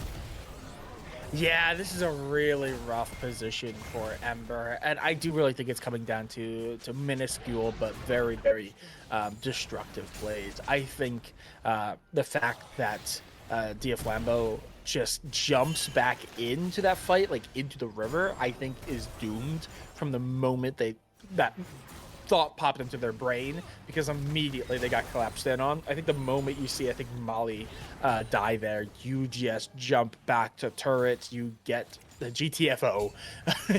get out of there as soon as physically possible, because there's always the risk of a collapse, especially with how little vision that this team now has throughout the entire map. So ID firmly in a commanding lead, firmly in a commanding position. What is that, 6.5-ish K gold lead now in the hands of ID. But that being said, there's a lot of standing gold. Ember has not taken any turrets, so it's only really done damage to 1. But if they can get Yoshi back into a bit of a better position after that last kill, maybe get them a turret or 2, there's a lot of standing gold that can be picked up from Ember that can help advance them and get them into a pretty good spot. But in a position like this, that's a tall ask, because any side lane push can just be easily dealt with a roaming pack of 2 or 3, frankly. Yeah, the map movements for ID have been really good this game. They haven't shied away from sacrificing some waves to make the play, as we saw in that last one. All 5 in the top lane, as Metro just kind of does minuscule damage to the bot turret. Taunty is going to be able to pick up another dragon, and they are 1 dragon away from the Cloud Soul, I believe. I think it's Cloud Soul. Yeah. Yeah. Yep. Meanwhile, Yoshi, though, is going to go for this turret dive. I think the sleep is going to go through, but once again, Yoshi misses the ult. This is like the 3rd time I've seen him miss, and Volibear is definitely here. He's ready to be the cleanup crew for this fight, and Fallen is once again behind enemy lines, and there is no way he's going to be able to get out of this, except maybe there is. Janitor Thresh sweeps him up. Yeah, but I don't know if that was worth it in the long run. Obviously, getting another kill over for Yoshi is good, but Yoshi falls again immediately. So 4 and 3 is fine, but definitely not as far as you want this Ember to be ahead, especially with how much effort and time they put into this top lane. Even though Ryoga is a little bit behind, just keeping it neutral, I think, is pretty good, as everyone else is super advanced, including the 6-0 and 3 Wei. That being Ember said, is Lissandra really behind this play. This is long gone by the time they get here. I think they're going to be able to walk They're out, not but Auntie looks like he wants to fight. I think they just take it. They're out. Okay, they're going to take the Scuttle, which, I mean, is nothing compared to the Otacon, because that is a massive objective to get. They've gotten, what, now, 1 Rifty of the Otacon, 3 Drakes, 3 turrets, practically uncontested. Only 3 grubs were picked up by Ember, and that is really it. So, super behind in lane, super behind in jungle objectives. We're going to have to see this Tristana go absolutely nuclear if we really want to see Ember claw this back, because we're getting to the point where Lissandra, while they'll scale, they will not be able to outscale any of the ADCs, and Bess is a little bit too far behind. Oh, Professor is just going to absolutely massacre Metro, okay? I thought that was going to be another one.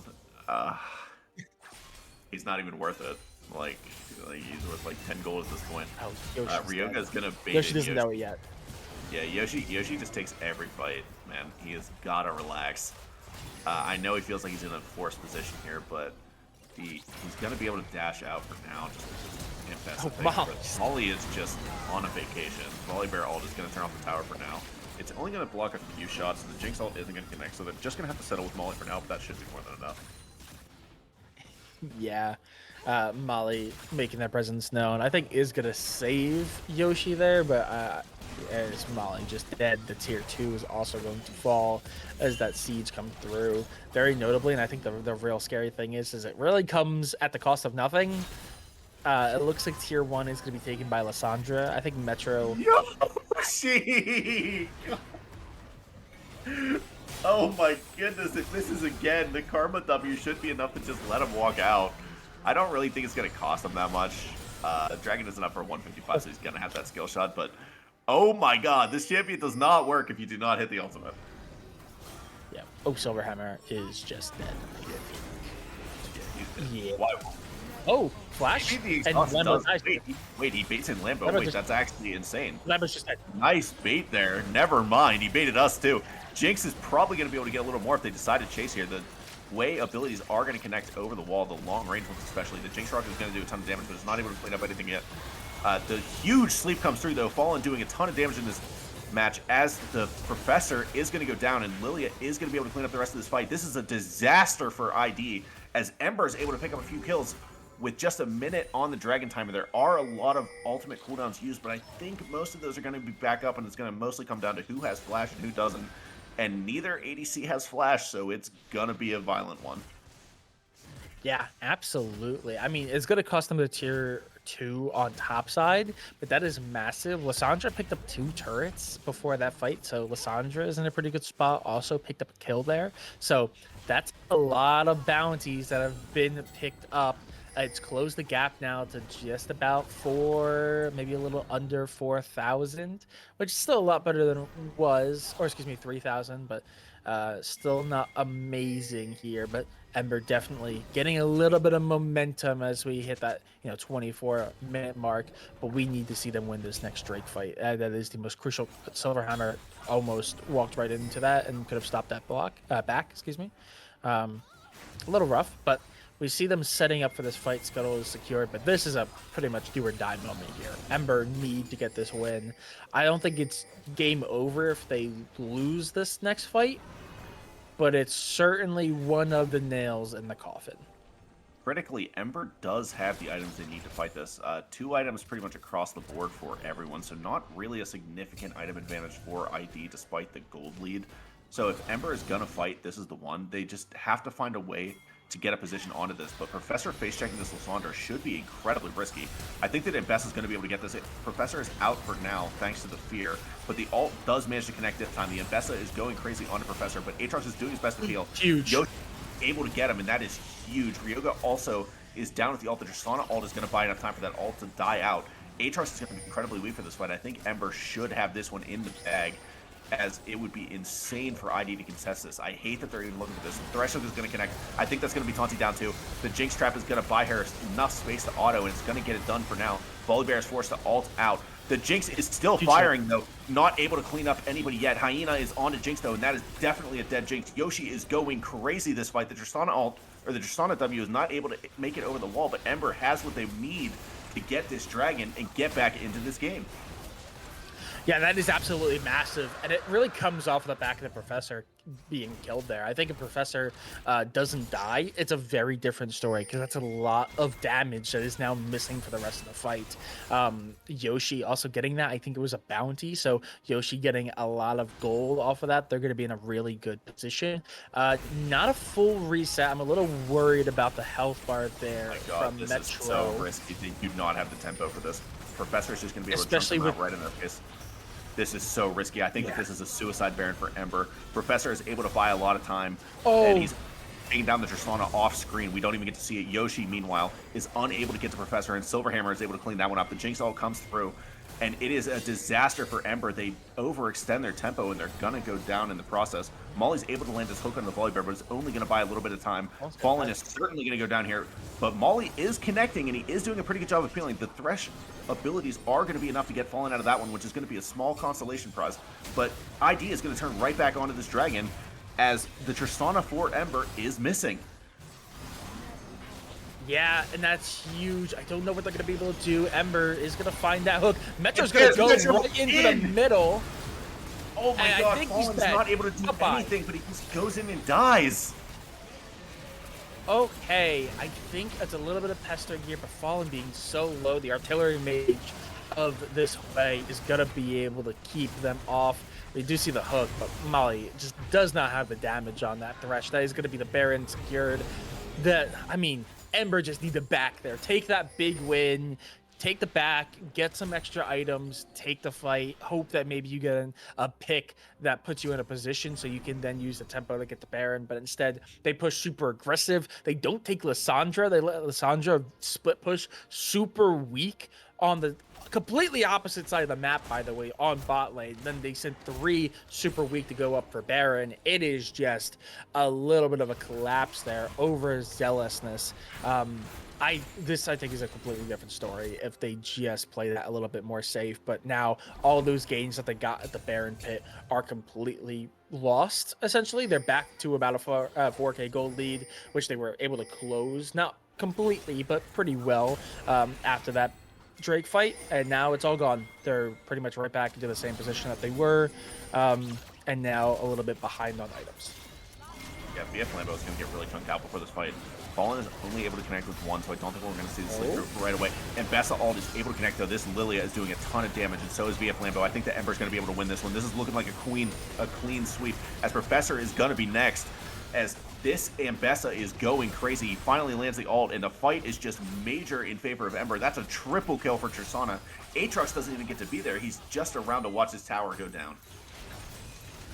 Okay, cast their curse. With that being said, the gap has officially practically closed. It's still over 1,000, but it's barely so. But with this turret, it's definitely going to help close it down to just about 800. This is a much more feasible position, especially as now the entirety of mid has been cracked open. This is going to be that turret, too. They're just going to chase Ryoga Aatrox down. is going crazy right now. The World Ender is showing his worth. He is going to go down in the end, though, and I think that he bought enough time for this game not to end, and Ember is finally gonna back off for the first time, I think, since I've been casting them. They're gonna take a chill pill and back up, thankfully. But just like that, the gold is equalized, and we're gonna see a major dragon fight here real soon. Yeah, 1 minute, 12 seconds left on the clock. Full resets coming across the board, except for the Tristana, which I don't know how much gold they're setting on. Actually, they should. It's gotta be a ton. They have the zeal. Yeah. Yeah, they need to back, and it will. Okay, so they are gonna back. They're gonna finish up an item, get some anti-heal too, which I think is gonna be massive for this Aatrox. Mollywops need to really not die here. Back away, take the 5v5. Don't do this. Um, yeah, They're this is gonna be an letting all-out brawl. This is a game decider right here.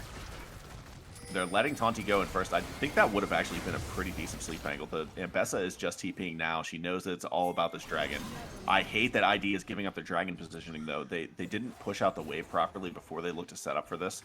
So they're going to be forced out to catch this wave, and this is going to be priority on Dragon 4 Ember. I really don't want to see ID walk into this. But they're going Yeah. to. And Oh, there yeah, is. they're Polar gonna Bear's run going to run into straight in. The way here is fear is going to be huge. The Ambessa ult is not going to connect. She's into the backline, zoning 4 by herself. Meanwhile, Ryoga is going to go down first. Yoshi is still alive for now, but the Jinx Rocket is going to clean it up. Metro is forced to go in and ult himself. He's able to get a ton of damage down. Fallen is getting the damage out, but is it enough? Molly is the last man standing alongside the Lilia. We'll see if she's able to run away for now, but it's not looking good. Plus, with the minions where they are, I don't think that ID is going to be able to end, especially with Fallen still alive. But yeah, this is going to be Dragon Soul, and this is going to be a huge one for ID. Yeah, it's actually. Yeah, there's no way the resets are going to come through. Yeah, Lilia's going to back away. That is massive. It's not the end of the game yet for Ember, but giving over that soul is massive. I mean, God, the positioning was really bad there for Ember, but what I really didn't like was Ember then backing away. Put way too much separation between the back line and the front line, and obviously Taunty is now able to keep up with the Lilia. That's pretty terrifying, or just about keep up. But yeah, they put way too much separation between the back line and the front line, and Yoshi does go in, finds 3, but just does not have the damage to deal with 3 all by themselves. And with that, they're able to find Taunty, I believe, just immediately burst them down. But the back line does so much damage from ID, and there's no support on the Yoshi that just. But Taunty is a little bit caught out. This is looking pretty messy. The sleep is going to come through. There's 2 on. The Jinx traps are going to be able to connect with a few, and it's going to do a ton of damage, but is it enough? The Lilia is going crazy with the double kill. She's still alive for now, but she's going to go down to the end. Yoshi and BF Lambo are firing. The Thresh ult is going to buy a little bit of space, and Hyena Blood is caught by the Thresh as well, but it's going to be that classic Jinx ending. Quadra kill for Hyena Blood. Professor did it in the early game, and Hyena Blood is going to get it done at the late game. I don't think they're quite going to have enough to end, but it's going to be close. Jinx can end these really fast. Yeah, and the way as well. That's a lot of AoE clearing here that they could have. The problem is they just do not have the positioning, and they do not have the turrets that have already been taken. Ryoga's actually going to chunk of damage there. It's gonna be close, but Metro, excuse me, is gonna be up in about 4 seconds. So it looks like they're just gonna get the exterior turret and the inhibitor. They're gonna back away, play that safe, and I mean, yet again, a 4.5k gold lead, or about 3.5k gold lead. So 3.5 to 4k back into the advantage for ID. Every time that it seems like Ember has a chance here and that they're in a pretty good position, it seems like it gets thrown away, or the fight just doesn't go their way and they're set back to where they were like 5 minutes ago. Baron, here it comes. We got Pryo on the side of ID in the top lane, Pryo for Ember in the mid lane. Both teams should just be shoving out those respective lanes and then going to the Baron. ID have to be really careful here, because if they get aced at this Baron, they will lose the game. Yeah, fully. Taunty is going to get hit there, not going to be slept, so Fallen using that patiently, but it does look like it is being used to reset. I do like this ID backing away here a little bit, because they are worried, obviously, about the back door. There's so much room here, but Taunty needs to be careful not to be completely caught out. If they make this a 4v5, that makes this so much more difficult, because a backdoor can happen without, losing too much pressure on the Baron fight. So ID need to play this super carefully, but they should have the advantage. But Ryoga and Taunty taking a lot of chip damage in the process. Both teams just waiting for someone to really engage. No one wants to be the first one to pull the trigger. Yeah, they see the Lissandra top, so this is the moment for ID to go in if they're going to do it. Otherwise, it's just kind of free advantage for them. This mid lane is closer, so ID does have a little bit of an advantageous position here. But it's going to go pretty much unpunished, as Metro is even going to be able to back here and buy another item. Okay. Oh, that's a big hit on the Molly. It's going to take a little bit of damage, but nothing crazy. Taunty running at them now. We might finally see something. They know they have the advantage of manpower. They push him back. And they back away. There's so much pushing and pulling here from ID. They're just not willing to pull the trigger on one of these big fights. I guess they don't really need the Baron. And a 5v5 right now, they have the advantage. But man, Ember desperately won it. They're just looking for some opening here. Mollywop's dying. Might be it. The chunk onto Molly looks good. Aatrox is kind of getting baited in a little bit. He's chunked as well. But here we go. The fight is started. Professor's in a bad position, but he's able to flash out for now. Yoshi gets exhausted into the backline. He does a ton of damage before he's down, though.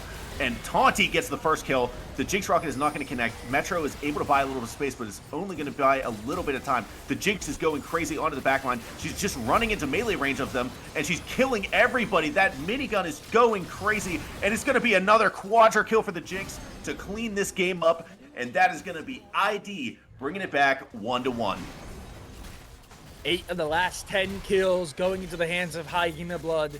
They are going to be able to tie this up. Already a lot of threat being done there, as we can see the Nexus turret falling before they even make landfall. And yeah, that is just going to be the game. Ember, they had moments where they brought it back. They even had a gold lead there for just a couple seconds, but a little bit of overzealousness just ends up being the death of them, and fights don't go their way. And in the end, ID take it. I think they're the deserving winners there. They had control of that game throughout pretty much, and not even pretty much, the vast majority of that game, in fact. And they really did play well. I think it's a very good response game from them. Obviously, I think we both like the draft a lot more from them. They had a lot more engaged potential, and I think really see it there. But yeah, it was also just a really well played game in terms of the macro. The moment they had the lead, they kind of just didn't let off the gas. And a lot of times they just kind of waited for Ember to make a mistake. They knew this Ember team is not perfect. They knew they're super, super aggressive. So even when they started losing the lead, rather than trying to force the issue, they just let Ember do their thing and try to capitalize on any of the many mistakes that they made. And they did it flawlessly, I'll say. Yeah, that was a game of League of Legends. Love that one from both teams. ID did a really good job getting themselves some of those advantages in the mid game specifically, and Ember was able to claw back pretty well. They were really close to actually having that game in a winning position. They won that fight, and then they just really overextended their tempo onto that Baron. I think if they just recall there, buy their items, and then fight an honest fight at Baron, I Yeah. think they probably win that game actually. Um, that being said, both these teams playing really well. I think I'm thrilled to watch these games. Even game one was a little closer than it looked, and I am really excited to see what we have in store for game three. I think that this is one of those times where I start to get a little nervous for Ember because we know the Metro flow chart. We know Fallen has like 4 champions. So what's to stop ID from just banning Fallen's 3 remaining champions? Then what does he pick? You know what I mean? Like, Yeah. so it's a little scary for Ember, but I'm sure they've got something cooked up. They didn't get this many wins by accident, so I don't think this is their first game three either. So I'm interested to see what they have in store for us as we get a little bit into Fearless. Yeah, absolutely. Game three is when it all comes to a head. But with that being said, we are going to take a brief intermission, let players use the bathroom, get some water, and all that jazz. And we'll be back with the craziness of game number three in just a couple of minutes.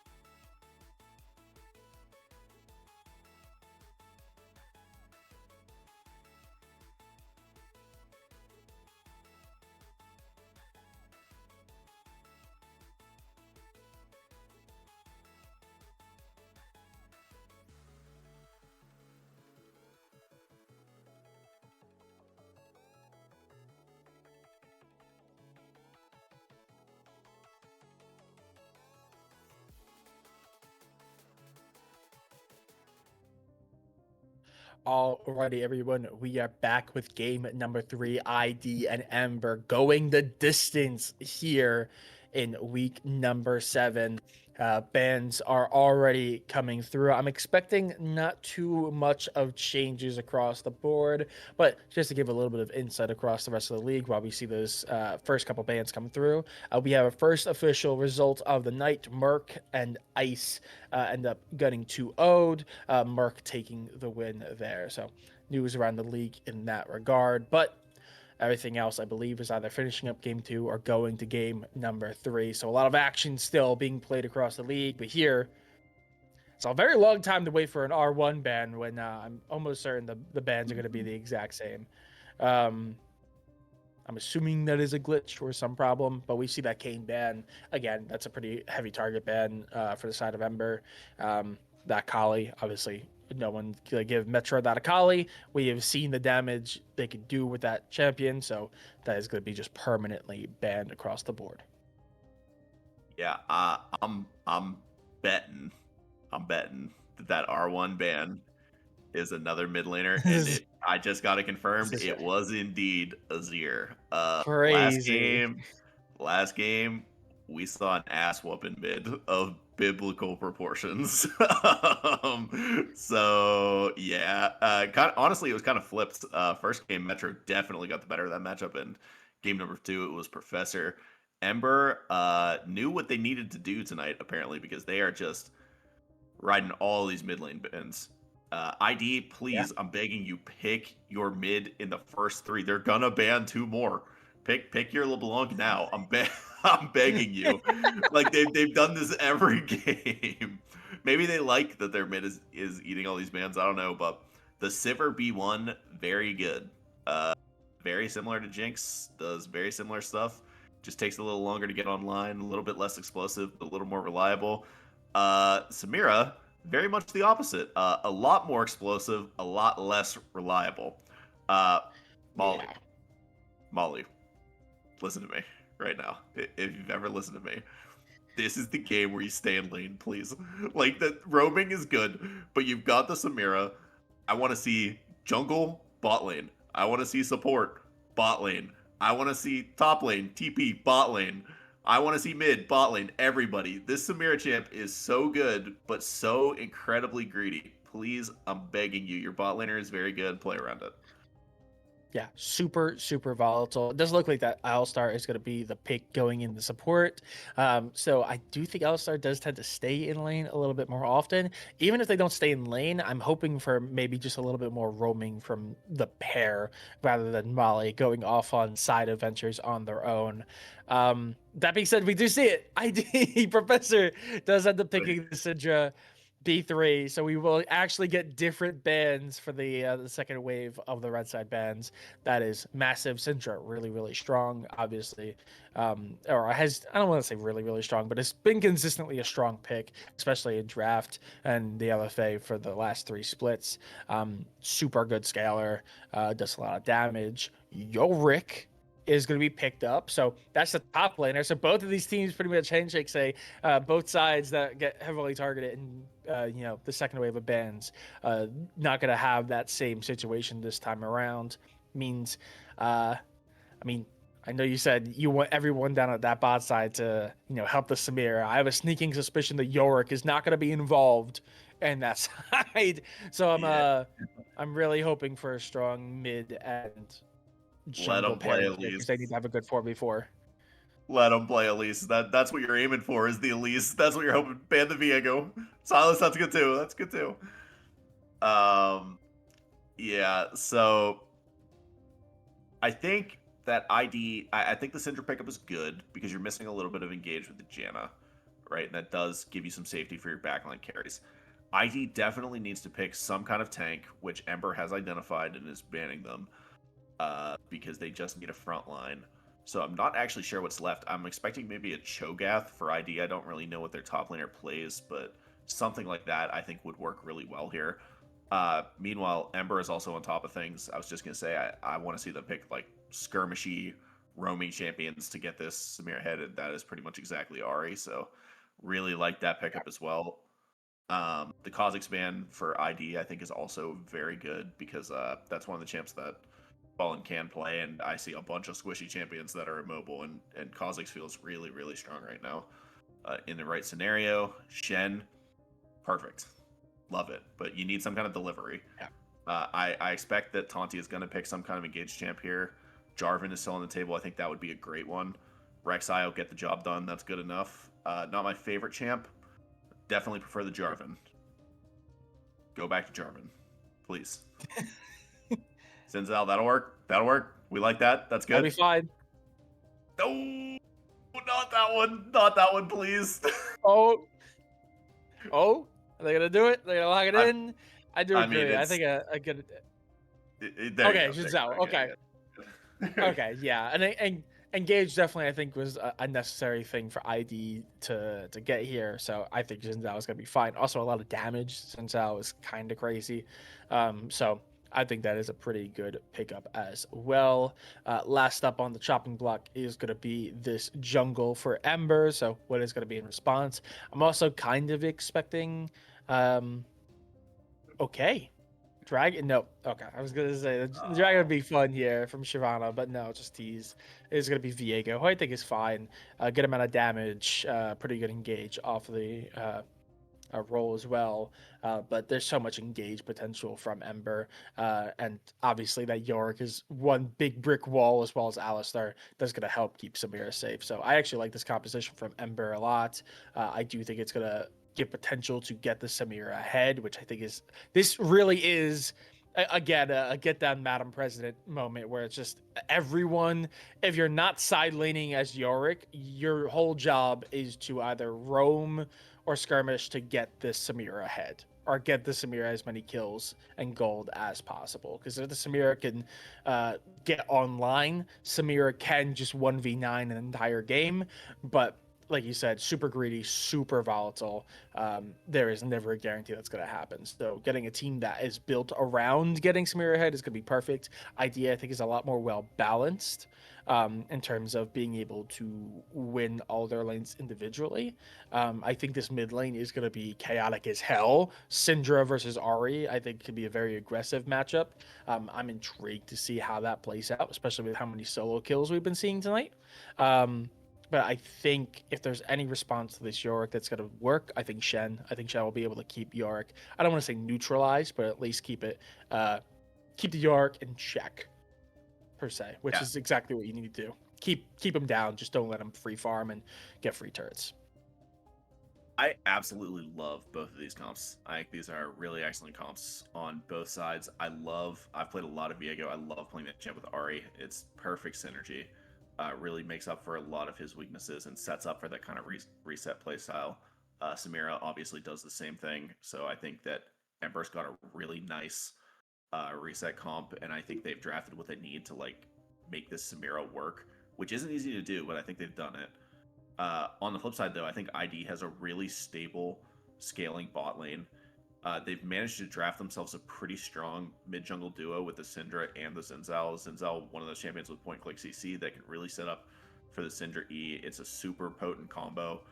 Um, Even though the Syndra loses out a little bit early to the Ari, the Zinzal definitely has a little bit of an advantage against the Viego early. So I think that this jungle mid duo is going to be really volatile, and we're going to see both junglers play towards mid again, like we did in game one, especially with how volatile that lane has been. So this is definitely going to be a fun one. I'm really excited. I'm expecting a lot more action early, specifically than the last game, because you really want to play this Ari Viego aggressively on the side of Ember, and I expect that they will. Yeah, and I think a real big thing to keep an eye on here is going to be this Yorick. I mean, a lot of the fighting and a lot of the focus for the last two games have been around 5v5 fights. We have not seen all that much side laning. I mean, obviously, we saw Lissandra go on the side lanes a little bit to get ahead after being behind for quite a while in game number two. But generally, the side lanes were kind of inconsequential once the laning phase ended. We saw a lot of fighting in and around mid and Drake and Baron Pit, and that's it. So the fact that we're going to get game 3 here, we have Yorick, who is constantly a threat on the side lanes. No matter how behind Yorick is, Yorick does one job pretty damn well, and it's pretty much just go on the side lane and take turrets. So we're constantly going to have to see, you know, excuse me, we're constantly have to see the side of ID deal with that. Yeah, I'm really excited. I agree. I think this has been some of the best drafting that we have seen in the LFA for a best of 3 so far this year for all 3 splits. Every game has been super interesting. Even when we didn't really like a pick, I think it was been like one singular pick, and that's really it. Everything else, the compositions have been pretty well balanced. They know exactly what they want to do. They have the picks that they need to make them viable. And the games have been incredible. So I am really, really excited. But that being said, we are going to be going into game 3 here. Both these teams, Ember and ID, have to leave it all out on the Rift to see who takes week number 7 here in the LFA, but you won't want to miss it. So don't go anywhere. We'll be back after a quick commercial break.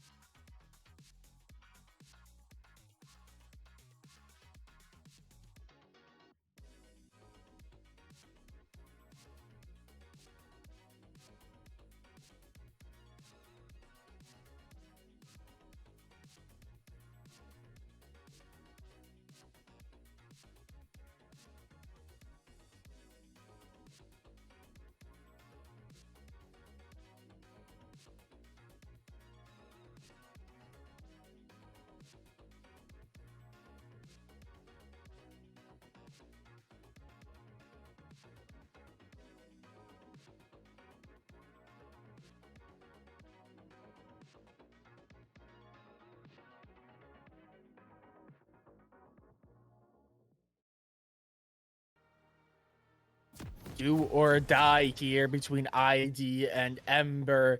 Big stakes on the line as we are approaching the final weeks of split number 3 here in the LFA.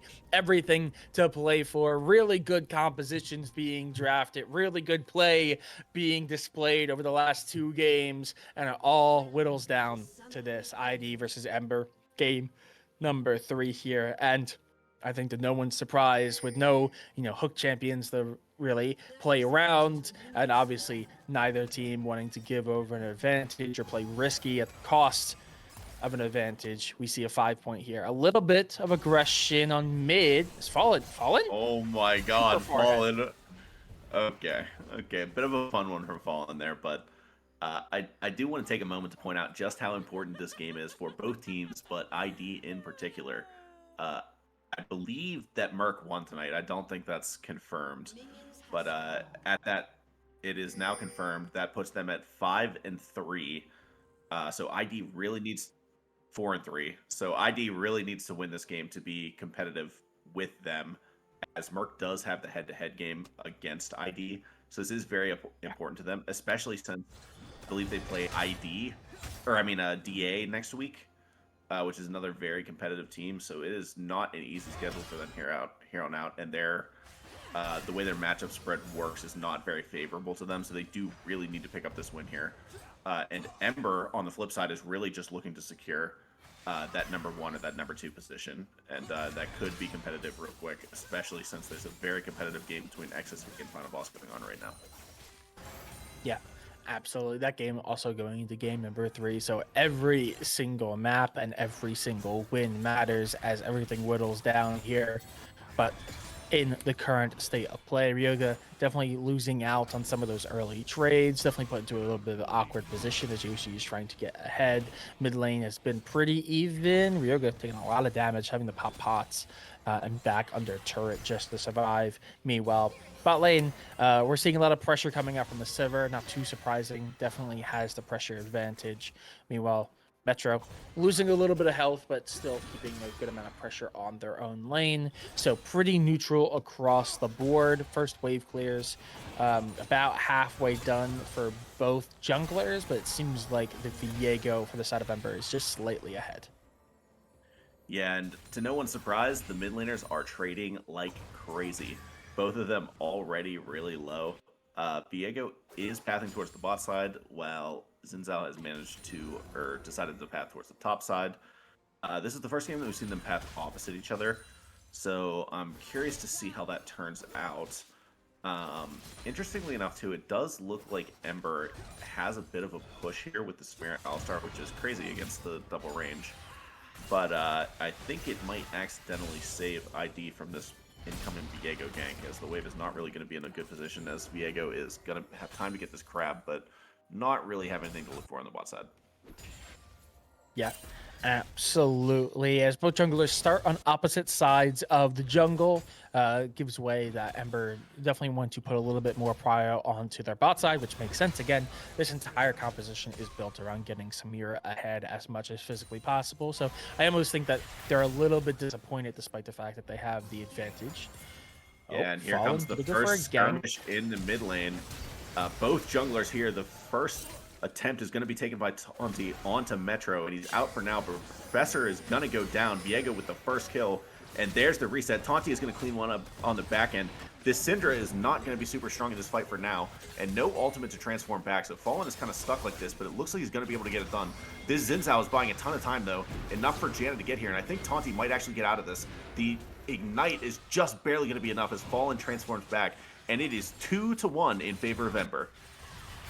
Yeah, absolutely. The start of that fight was the two mid laners going at it. The junglers just kind of trade over a mid laner piece, and in the end, that fight goes on for so long that both mid laners are able to just TP back in the lane and then continue to skirmish, because what else are these two mid laners going to do? Metro seemingly getting the advantage here. The pushback from the Syndra is going to level it out quite a bit. Meanwhile, some wet noodle fights up on the top side as they trade CS back and forth. A little bit of advantage going over to Yoshi. Meanwhile, finally, a little bit of normalcy is being brought to the spot lane. Like you said, the range advantage from the double range definitely coming into play here as they continue to push the Samira and the Minotaur under their turret. Yeah, the Janna is able to roam up to that mid play because of the prio that they have, just by the nature of how the champions work. But hold on, Metro able to get a nice little chunk there. Unfortunately, the Q does just barely miss, so he's not able to like really clean that up. Professor does have first 6 here. The E plus the Q is going to land, but at the end of the day, he's just going to walk out of that one. Ryoga tries to look for the quick taunt, but he's not able to find it. He is constantly low health under this turret with this York. He really does not know how to play against York. I mean, neither do I. If anybody figures it out, let both Surely of who us does? know. Yeah, because that champ just seems to win every trade. I'm surprised we didn't actually see the ult from Professor there. It seems like Metro has actually been bullied off a lot of this experience because he is still not level 6, and he is a pretty significant chunk of farm down. This early ult from the York, though, is probably gonna be able to get at least one plate here as the Shen is forced back. Yeah, absolutely. As this Yorick goes into threat, it really does feel like the only way to play against Yorick is to suffer. But with that being said, like you said, it's gonna do a little bit of damage to the turret. I don't know if it's gonna get a plate here as the TP is gonna come back through, but it is gonna be pretty close. Yorick's actually gonna leave. Obviously, Drake is up. It is yet again gonna be the Ocean Drake. I think another good position for both teams. Obviously, Ocean Drake is a good one to have. A little bit of health regen is always a nice thing to have in the back pocket, but also one of the not as good souls. So I think both teams are going to be happy to see that one get picked up. Nice buff without, I don't want to call it a useless soul, but definitely a much less valuable one than to, like, say, the Infernal, the Cloud, or the Hextech. So that is going to be secured by Ember as well, so they're going to get on the board for the first major jungle objective. They also had 2 kills, so they're closest to securing the Field of Warfare as well. Yeah, Tonti plays that one a little bit conservatively. He knows the dragon is going down, but he doesn't actually go for Viego's red buff there, which I'm a little disappointed by. It would have been a little risky, but I think he could have got it. That being said, both junglers sitting on the same amount of farm here. Pretty even across the board, but the fight does come out bot lane. Alistar is able to connect the stun as the Samira goes crazy with the ult. A ton of damage onto both of the bot laners. I'm curious how Samira managed to get 6 first here. Still level 5 for both the laners of ID. Taunti is going to be able to get spotted on that ward. So nothing more coming of that, but a nice trade from Ember. And Samira is already showing me that she can play the champ. Just not very good at backing, but the Alistar engage is going to be huge. Taunti is still here, though. I don't know why Molly is looking for this. He's able to buy a little bit of time for the time being. The Shen ult is definitely going to secure this first kill. I don't know if that Shen ult was necessary, but it gets the job done. It's 2-2 now. Yeah, it definitely didn't feel necessary. Molly was alone. The Samira just backed away, which is very smart. The moment they saw the third player coming through, obviously no jungler nearby, as Viego is securing those grubbies up on the top side. So just back away, save Samira's life. Molly's gonna die, but I mean, that does not come at too much or too great of a cost for the side of Ember, especially as this Yorick is doing Yorick things and is already taking half the health of that top tier 1, and we're only at 8.5 minutes into the game. Yeah, I think that's actually advantaged Ember, funnily enough. They lose the kill, but they're going to get both these grubs for the split pushing Yorick, which is crazy, especially since he's already taking so much. So yeah, I'm going to actually say that's advantaged Ember. Fallen is in absolutely no man's land again. I feel like I've said that like 4 times this series. Like, he's just definitely dead here. I don't think there's any way he gets out of this. Yeah, and he burns his flash too. He is just down super fast there. Cute little leash over to Taunti too. Yorick and Ember is not done. Ember is not done. They are still going here. That's a nice charm from Metro. That's definitely going to be a dead Taunti. The Yorick is going to get it over the wall with the Q. That's crazy. That wall is really skinny. I think that's almost like perfect there. Metro is barely going to not die. Has to back away. Goes right to the open arms of Ryoga, though. That's a little My rough. money's on the Yorick. My money's on the Yorick. I'm just saying. I'm betting Yorick.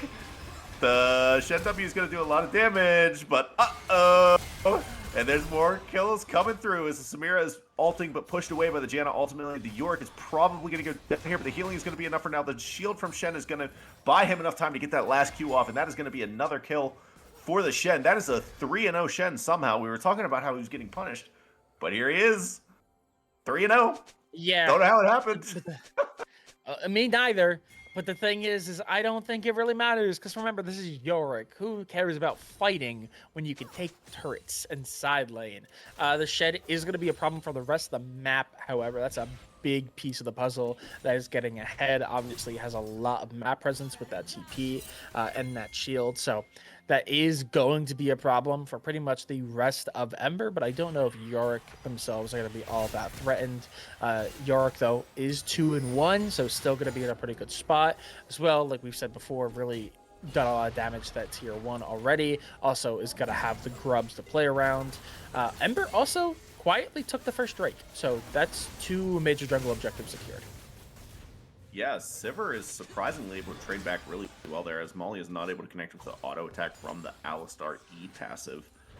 But yeah, this is just the exciting game we expected, although a little bit less bot focus than I would have anticipated, as Taunti is head there now, but there's not really a lot for him to get. Yeah, like there's really nothing there, especially as the recalls come through. I mean, there's been a lot of pressure now that we're, past level 6 from Lambo and Molly. They're constantly having the advantage in this lane, pushing back. And actually, with Fallen being here, there's the potential. No, they're going to just back away. Fallen's going to be showing presence, but nothing crazy as Metro has to play very carefully there. Yeah, Metro is kind of suffering a little bit.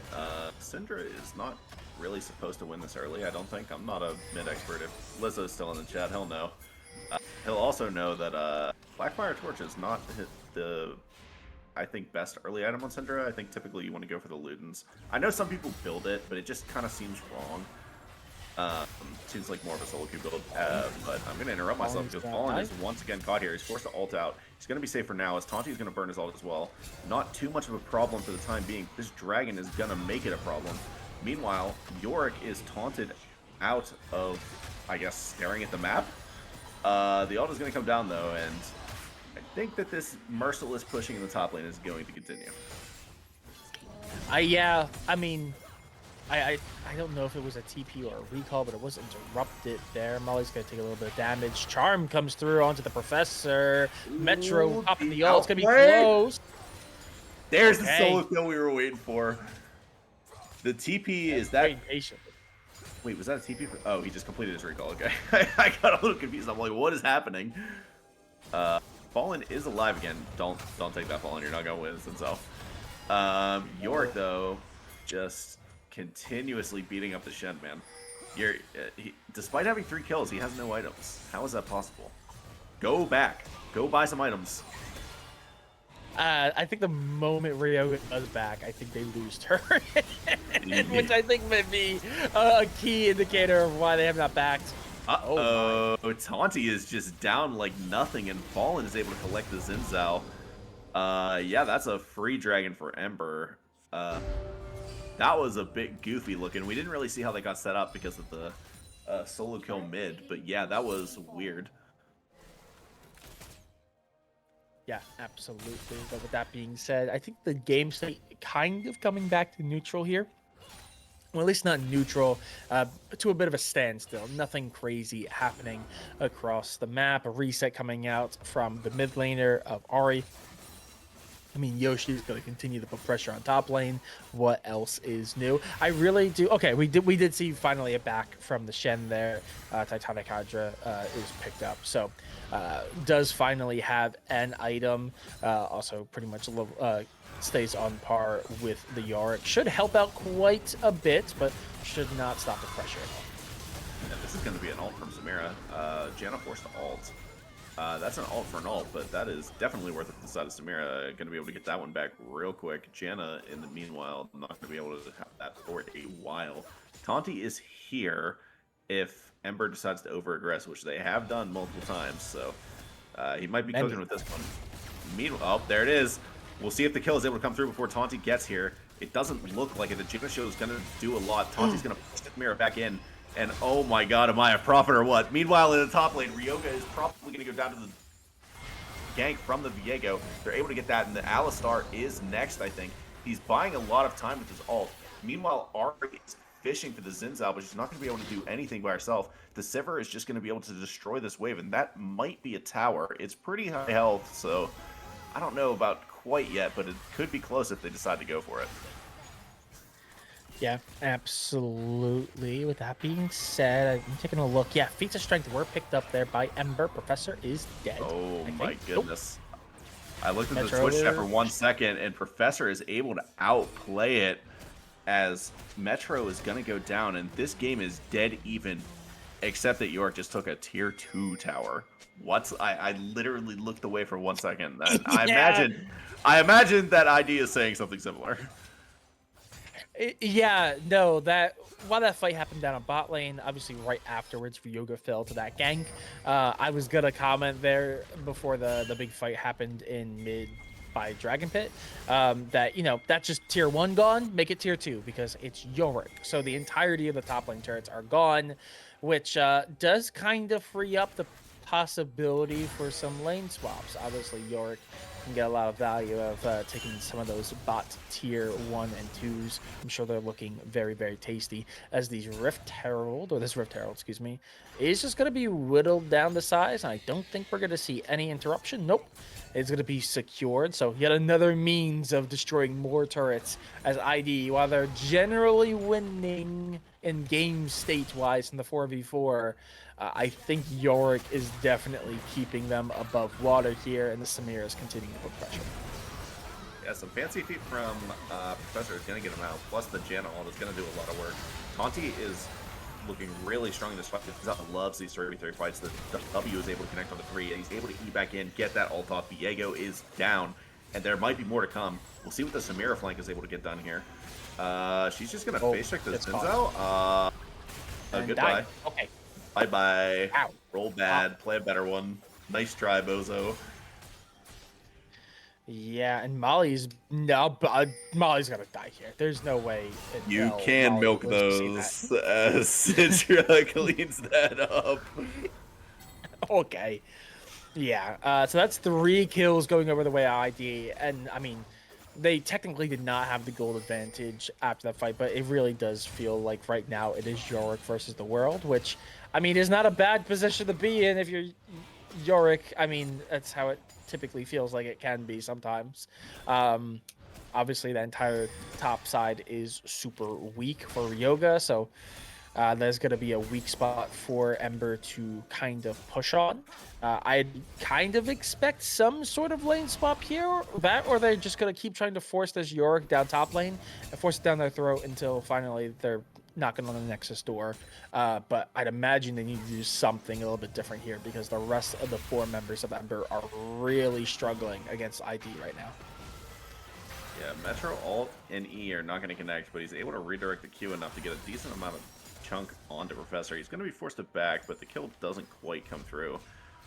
What are we on the mid solo kills, by the way? Is that like 9? Oh! Flash yeah. Q, shovel to the face.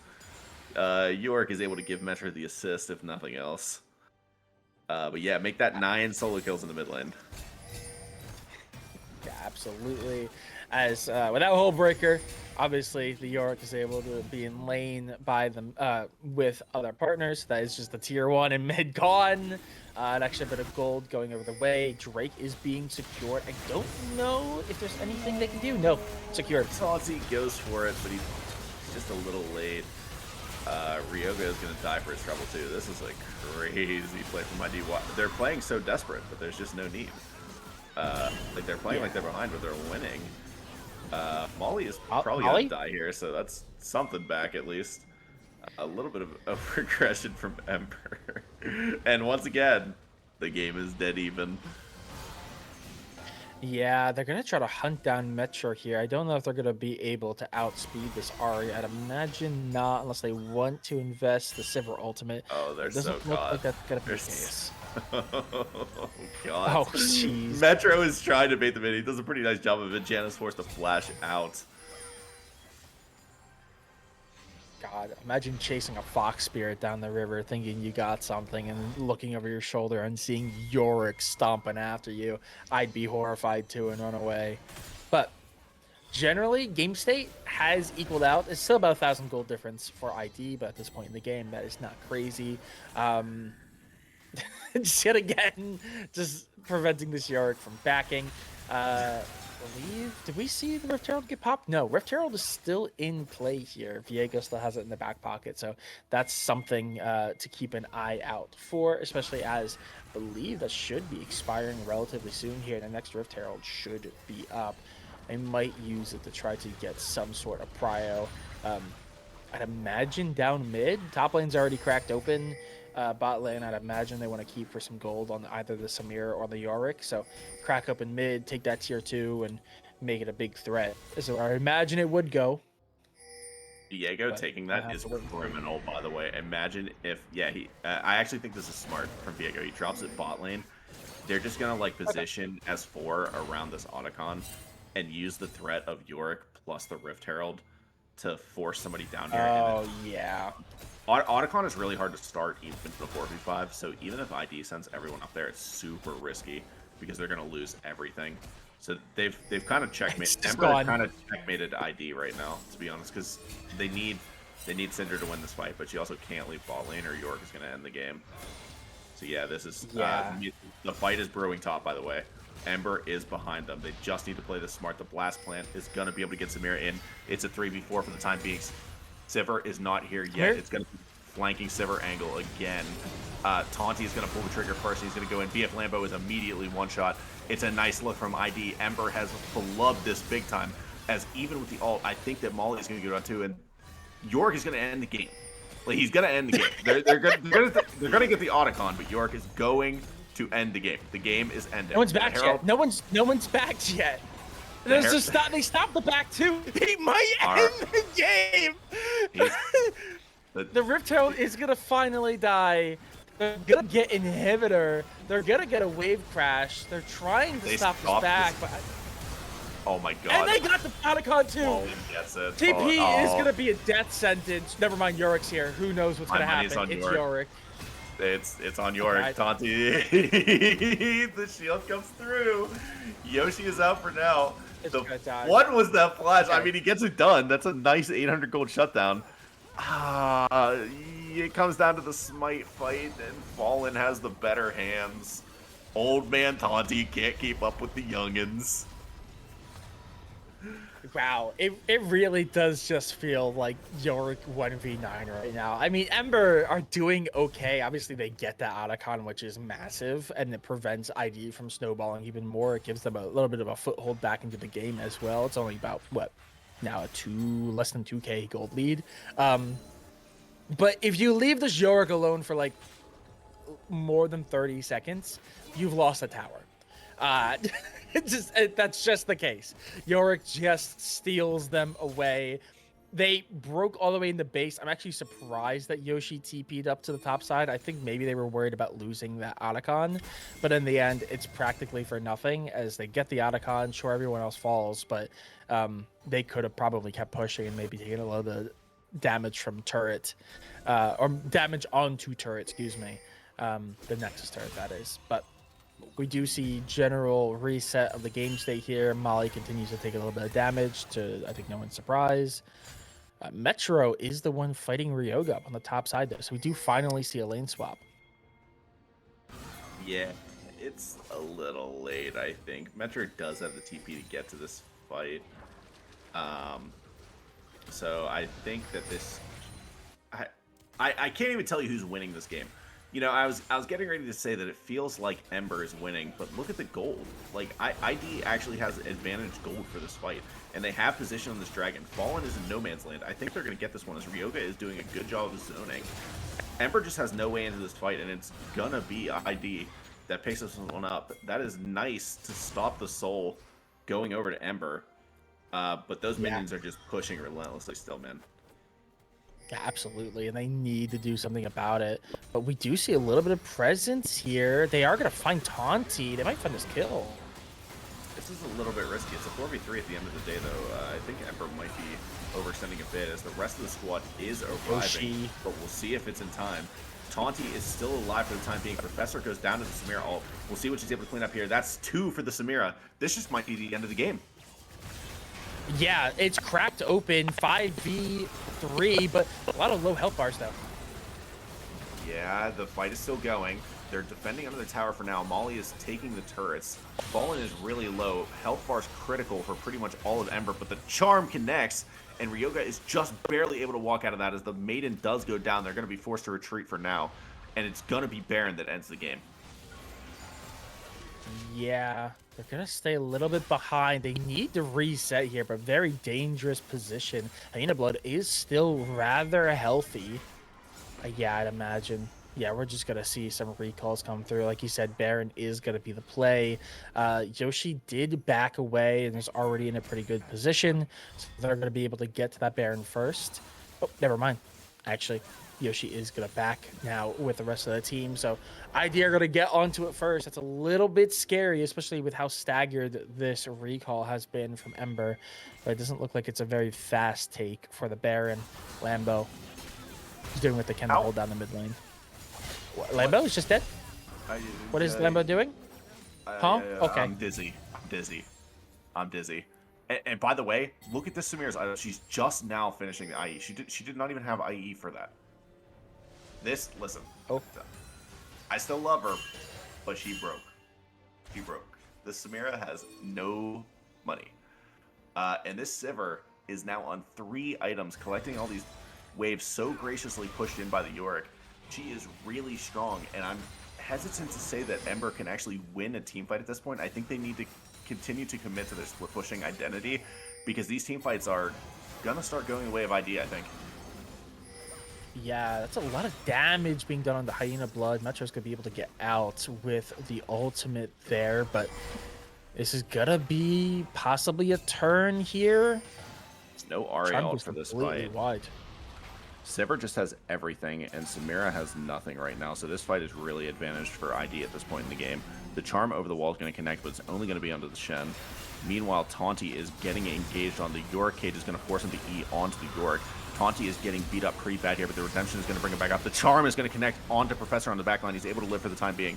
The Janna ult is going to keep them all healthy. Ember is getting low, and I think if this fight continues, ID is going to win, especially as the Maiden does go down. But Ember is TPing bot lane. They're going to look for the end, or at least to force them out. Don't let them back. You got to in for it, Fallen. You got to Molly. Do it. Do it. Do it. Okay. Nice. York is going to be able to clean one, but ID is going to get this on the back end, I think, surely.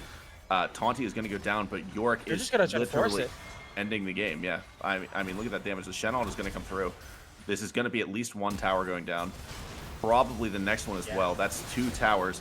The fight is going better for Fallen in the mid lane than I expected, though. Ember is actually doing pretty well here. Zinzao is going to buy a lot of time. The next ult is not quite going to be able to go through, as Metro is going to take a couple turret shots, and he's going to go down in the end, probably to the Janna, as the Shen is able to chase him down, and that is going to be the ace for ID. Yeah, I mean, that is massive for the side of ID. It's not perfect. Like you said, Ember gets a lot more out of that fight than you would expect, but in the end, ID are going to take that fight with the ace. They're also going to get this Baron practically for free, but it's not going to be the end of the game quite yet. I'd imagine, especially with 45 seconds left on the clock for this next Drake, it's also going to be Drake secured. Well, I say that it's going to have to be a reset here, especially with how many low health bars there are on ID. So it probably will be more of a fight, but I also would not be surprised if Ember, knowing that they're on soul points, obviously ID only having 1, I would not be surprised if they just give it up and maybe try to go for some more split pushing. Genuinely, the base is just open. If there's any gaps in the armor here, Yorick just ends the game. So this is going to have to be clinical from ID. They need to not give up any room to breathe. Yeah, I think ID is kind of checkmated here, actually. Like, I think this is really risky for them to leave the base. Obviously, York doesn't have TP yet, but I guess they're figuring that their best way to win is to win this 5v5 right now. Hopefully they can engage before the Ahri is able to TP in here. I think that's their best look. They're going to start this dragon immediately, which is good, but York is already showing bot lane. He doesn't even need to get this wave. They have got to force this really hard. Shen does not have flash to get in here. They're trying to get this drag, but it doesn't matter. York is literally... I think the game might already be over. Like, we're just watching a foregone conclusion here. The fight is going to happen, and Fallen is going to get chunked out immediately. He's going to die. But I don't... It's going to be close. R2 going to be enough? Oh my god, no. They are. Okay, Yeah, they're... they're able to stop the end, and this is just a complete disaster. The exhaust is going to stop BF Lambo from doing anything, and Taunti is going to clean up the Samira. Meanwhile, Molly is just forced to walk out. This is a complete disaster. This is the Ember that we know and love every single time. I can't even tell who's playing on what side of the map. ID is going to look for a push mid. I don't think they're going to be able to end without the Sivir. There are 3 down on the side of Ember, and everybody up on the side of ID, so we'll see how much they're able to get with this push. Yeah, this does really feel like it. The big threat on the board is a Yorick TP in, honestly, really any TP available. Because again, the Nexus is Oh just no. open. Oh Oh, but no, this it is going might to be not it. matter. This might actually be it. This is crazy. York TP is almost up. When he is alive, he might be able to look for some kind of insane backdoor here. The turrets have respawned though. That mechanic really screwing them over as Molly's Q is not able to connect. The Cinder E does connect onto BF Lambo though, and that is definitely going to be a dead ADC as this Samira has not been able to get anything done this game. We talked about how volatile it is, and it just has not panned out into anything. The desperate defense is coming through. Fallen is going to be forced to engage. That's never what you want to be looking for in Viego, and he is going to go down.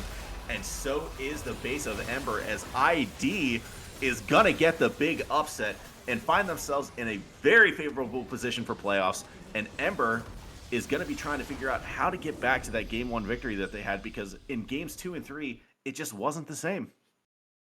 Yeah, absolutely. It all falls apart at the seam, and ID are able to take the win. That is a massive game for them. It did look very, very sketchy, but I don't want to call it a cheese play because obviously Yorick is not like it's a very non-played thing. It is a very common thing to run into, but it's definitely not a standard tactic. But if it wasn't for that Yorick, there'd be like no threat on the board. 4v4s there, uh, they were just absolutely steamrolling the entirety of the rest of Ember. I think you said it very well. That Samira did not pan out. Samira, they had moments where they shone, but in the end, the Samira just couldn't do anything. Wasn't able to execute really anyone. The damage just wasn't there, and that pick that was supposed to be like the center point of this team, it just never really amplified. If anything, that Ari did more work than the Samira in the end. But with that being said, I did think that they had some good looks. Game 1 was obviously really good for them. But even then, we were talking about how ID, if they play a little bit smarter, they play a little bit less aggressively after climbing back into that game. If they don't just immediately go for that Baron fight, maybe they win game 1 too, and we never get to a game 3. So I agree. I think ID are in a really favorable spot. I think they're hitting stride exactly when they need to in split 3. Ember, I feel like they do need to go back to the drawing board a little bit because it does feel like it's slipping away from them ever so slightly, especially with some big games like final boss up next week.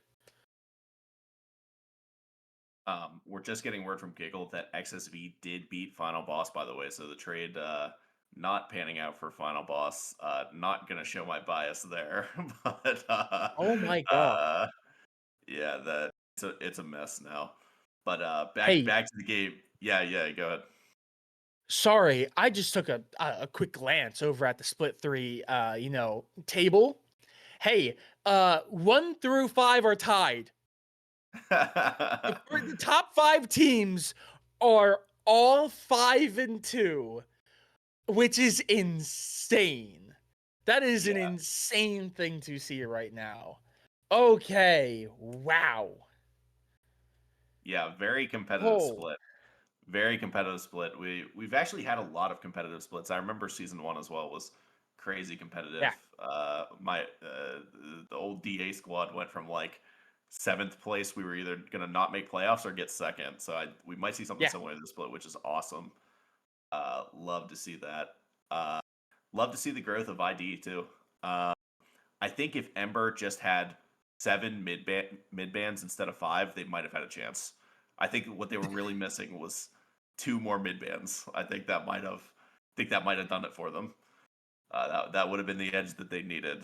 But in all seriousness, both mid laners playing pretty well this series. I think 9 solo kills. I think was the final count for mid laners, which is yeah. insane. That's not a real number. You guys gotta get your acts together a little bit there. That's the egoing's crazy, but it was certainly fun for us. We had an amazing time watching it. both these teams very competitive. I think that uh, either of these two teams against any of the top teams would look very good. Very Yeah. excited to see what the next couple weeks hold, as well as the playoffs.